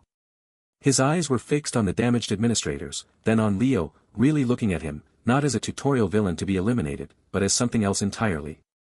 They told me you were a system error, Jean said, his voice quiet in the humming corridor. A glitch to be corrected. That your deaths were necessary for my growth. He took a step forward, and Leo saw it, the same realization that had taken 100 loops to reach. The understanding that the tower wasn't just a challenge, but a machine that consumed souls to manufacture heroes. I've been monitoring the purge protocols, Jean continued. I saw what they did to the other, failed, characters. The ones who didn't fit the narrative. His gaze swept over Mara, over Kale with his chest wound, over the maimed scout. They're not anomalies. Their casualties. The administrators shifted, their attention dividing between Leo and Jean. Hero designation, Jean. You are exceeding programmed curiosity parameters. Return to your narrative path. Jean didn't even glance at them. He kept his eyes on Leo. You've died 100 times. You remember every loop. Tell me, was I always this cruel? Leo pushed himself upright, every movement agony. The 34th loop. You killed a child who got in your way. Said collateral damage was acceptable for tower progression. Jean flinched as if struck. I don't remember that. They wipe your memory each cycle, Leo said. Clean slate for the hero. But my deaths, they leave marks. The damaged administrator pulsed with warning light. Hero-villain interaction exceeding permitted bounds. Initiating forced separation. No, Jin's voice cut through the humming energy. He turned finally to face the administrators, and for the first time, Leo saw anger on that usually impassive face. Not cold ruthlessness, but hot, human fury. How many have you erased? How many trash mobs died to make me stronger? All necessary for system optimization, the central administrator responded automatically. Jean looked back at Leo, and in that moment, the cold-faced hero was gone. In his place stood a man who just realized he was a weapon in someone else's hands. I want to help you overthrow them, Jean said. The words hung in the distorted air. Mara gasped. Kale stared, disbelief warring with his pain. Jax's grip on his daggers tightened, unsure whether this was another trap. Leo studied Jin's face, using every fragment of knowledge from 100 deaths. The slight tension in the jaw that meant uncertainty. The way Jin's eyes didn't dart toward potential attack angles, he wasn't planning combat. The genuine revulsion as he looked at the administrators. This wasn't in any of the loops. This was new. The damaged administrator's light form brightened dangerously. Hero betrayal detected. Activating emergency protocol, simultaneous termination of anomaly and corrupted hero. The remaining two administrators shifted, their forms merging with the damaged one, creating a single, massive entity of light and wrath. Disintegration beams gathered at its core, targeting both Leo and Jean. Jean didn't reach for his weapon. Instead, he stepped forward to stand beside Leo, not in front, not behind, but alongside. Two figures who should have been eternal enemies, now facing the true architects of their suffering. Tell me what you need, Jean said, his voice low and urgent. And as the administrator's killing light gathered to erase them both, Leo realized the 101st loop had finally broken something more than just his own destiny. It had broken the hero, too. Leo's vision swam with static, each breath a rasp that scraped his throat raw. The air in the restricted sector crackled with the dying screams of code, the merged administrator entity pulsing before them like a heart of corrupted light.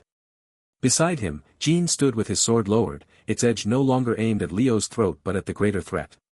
The cold-faced hero's expression was unreadable, but his eyes held a grim understanding, the tower's cruelty had forged this unlikely alliance. You have days left, at most, Jean said, his voice flat. The administrators will not wait. Leo nodded, the motion sending fresh waves of pain through his body. His lifespan was a flickering candle, nearly extinguished after the catastrophic burns to activate reality rewrite. He could feel the villain's regression ledger humming in his mind, a final whisper of power from his 100 deaths. Behind them, his shadow faction regrouped. Mara knelt by the scout, her healing hands glowing faintly as she stabilized the stump where his arm had been. Kale stood with Jax and Lyra, their weapons ready, while Zara watched the administrators with a hunter's focus. The bodies of the brute with prosthetic arm and stealth specialist lay where they had fallen, silent reminders of the cost. We hit the core together, Leo said, his voice a ragged thread. My faction will cover the flanks. Use your cheat skills, I know their patterns. Jin's lips thinned. You memorized them from dying. 100 times, Leo confirmed, a ghost of a smile touching his mouth. He raised a hand, and flame control sparked at his fingertips, enhanced by the 3 months of lifespan he had sacrificed earlier. The fire was a deep crimson, hotter than any natural blaze. Lightning reflexes hummed in his nerves, a fragment unlocked after 50 deaths, and spatial awareness painted the room in three-dimensional clarity, a gift from 75 loops. Death's wisdom whispered warnings, and parry mastery tensed his muscles. The administrator entity surged forward, its form shifting into a storm of disintegration beams. Reality bent around it, the very air screaming as it tore apart. Leo didn't flinch. Now, he shouted. Jean moved first, his body blurring with speed that Leo had seen in future fragments, a cheat skill called Phantom Step. The hero's sword cut through a beam, deflecting it into the wall where it left a smoking crater. Leo followed, his enhanced strength and agility propelling him forward despite his failing body. He burned another day of lifespan, feeling the precious seconds drain away, to boost flame control further. A wall of fire erupted between the administrators and his faction, giving Kale and the others cover to advance. Left flank, energy whip. Leo barked, and Lyra's weapon snapped out, tangling around a tendril of light. Jack started in with his daggers, scoring hits on the entity's shimmering surface. Mara kept healing, her hands a steady glow, while Zara provided sharp-eyed warnings from the shadows. The scout, though maimed, used his remaining arm to throw distraction devices from his class abilities. But the administrators were relentless. They unleashed a final wave, a cascade of reality-bending attacks that threatened to collapse the dimension itself. The floor cracked, and the ceiling groaned, shedding fragments of data like falling stars. Jean parried a blow that would have erased Leo from existence, his sword ringing with the strain. The core is behind them, Jean grunted. We need to breach their defense. Leo's mind raced. Death's wisdom showed him the pattern, a weakness in the entity's coding, a glitch he had seen in a dozen different deaths. He had only moments left. His lifespan was down to hours, maybe less. He met Jin's eyes. Buy me 10 seconds. Jean nodded, and with a roar, he unleashed a technique Leo recognized from the Ledger's fragments, Soul Sunder, a cheat skill that Jean wouldn't fully master for loops yet. It tore into the administrator entity, creating a fissure in its light. Leo didn't hesitate. He poured everything he had left into reality rewrite. This wasn't about destruction. It was about reprogramming. He saw the tower's purpose in his mind's eye, a farm where trash mobs were sacrificed for hero growth, a cruel machine grinding souls to dust. He had been one of those souls, dying 100 times over. Now, with his last breaths, he rewrote the code. He shifted the tower's function from a farm to a sanctuary, a place where all souls, discarded or not, could thrive, learn, and grow without being fuel for others. The cost was immense. Leo felt his lifespan evaporate, his body withering. Pain seared through every cell, a final agony that dwarfed all his previous deaths. He didn't scream. He focused, his will ironclad from infinite retries. The administrator entity shrieked, its form unraveling as the new programming overrode its commands. The dimension stabilized, the cracks sealing with streams of golden data. As Leo's vision darkened, he triggered the villain's regression ledger one last time. But instead of rewinding, it granted a permanent rewrite, his ultimate reward for enduring 100 loops. His death didn't reverse time, it ascended him. His eyes closed. And opened. Leo found himself in a throne room of flowing data streams, walls made of shimmering light and code. His body was restored, whole and strong, no trace of the lifespan loss. He sat on a throne of crystalline energy, overlooking a reformed tower. Through vast windows, he saw landscapes where discarded characters, healers, warriors, scouts, moved freely, building and learning. The air hummed with possibility, not fear. Below, in the throne room, Jean stood at the foot of the dais. The cold-faced hero sheathed his sword and gave a slow, respectful nod. There was no hostility left, only acknowledgement of what had been achieved. Leo smiled. It was a genuine, weary smile, born of countless deaths and a final victory. His infinite retries had paid off. He was no longer the tutorial's first trash mob. He was the architect, and the tower was his to shape.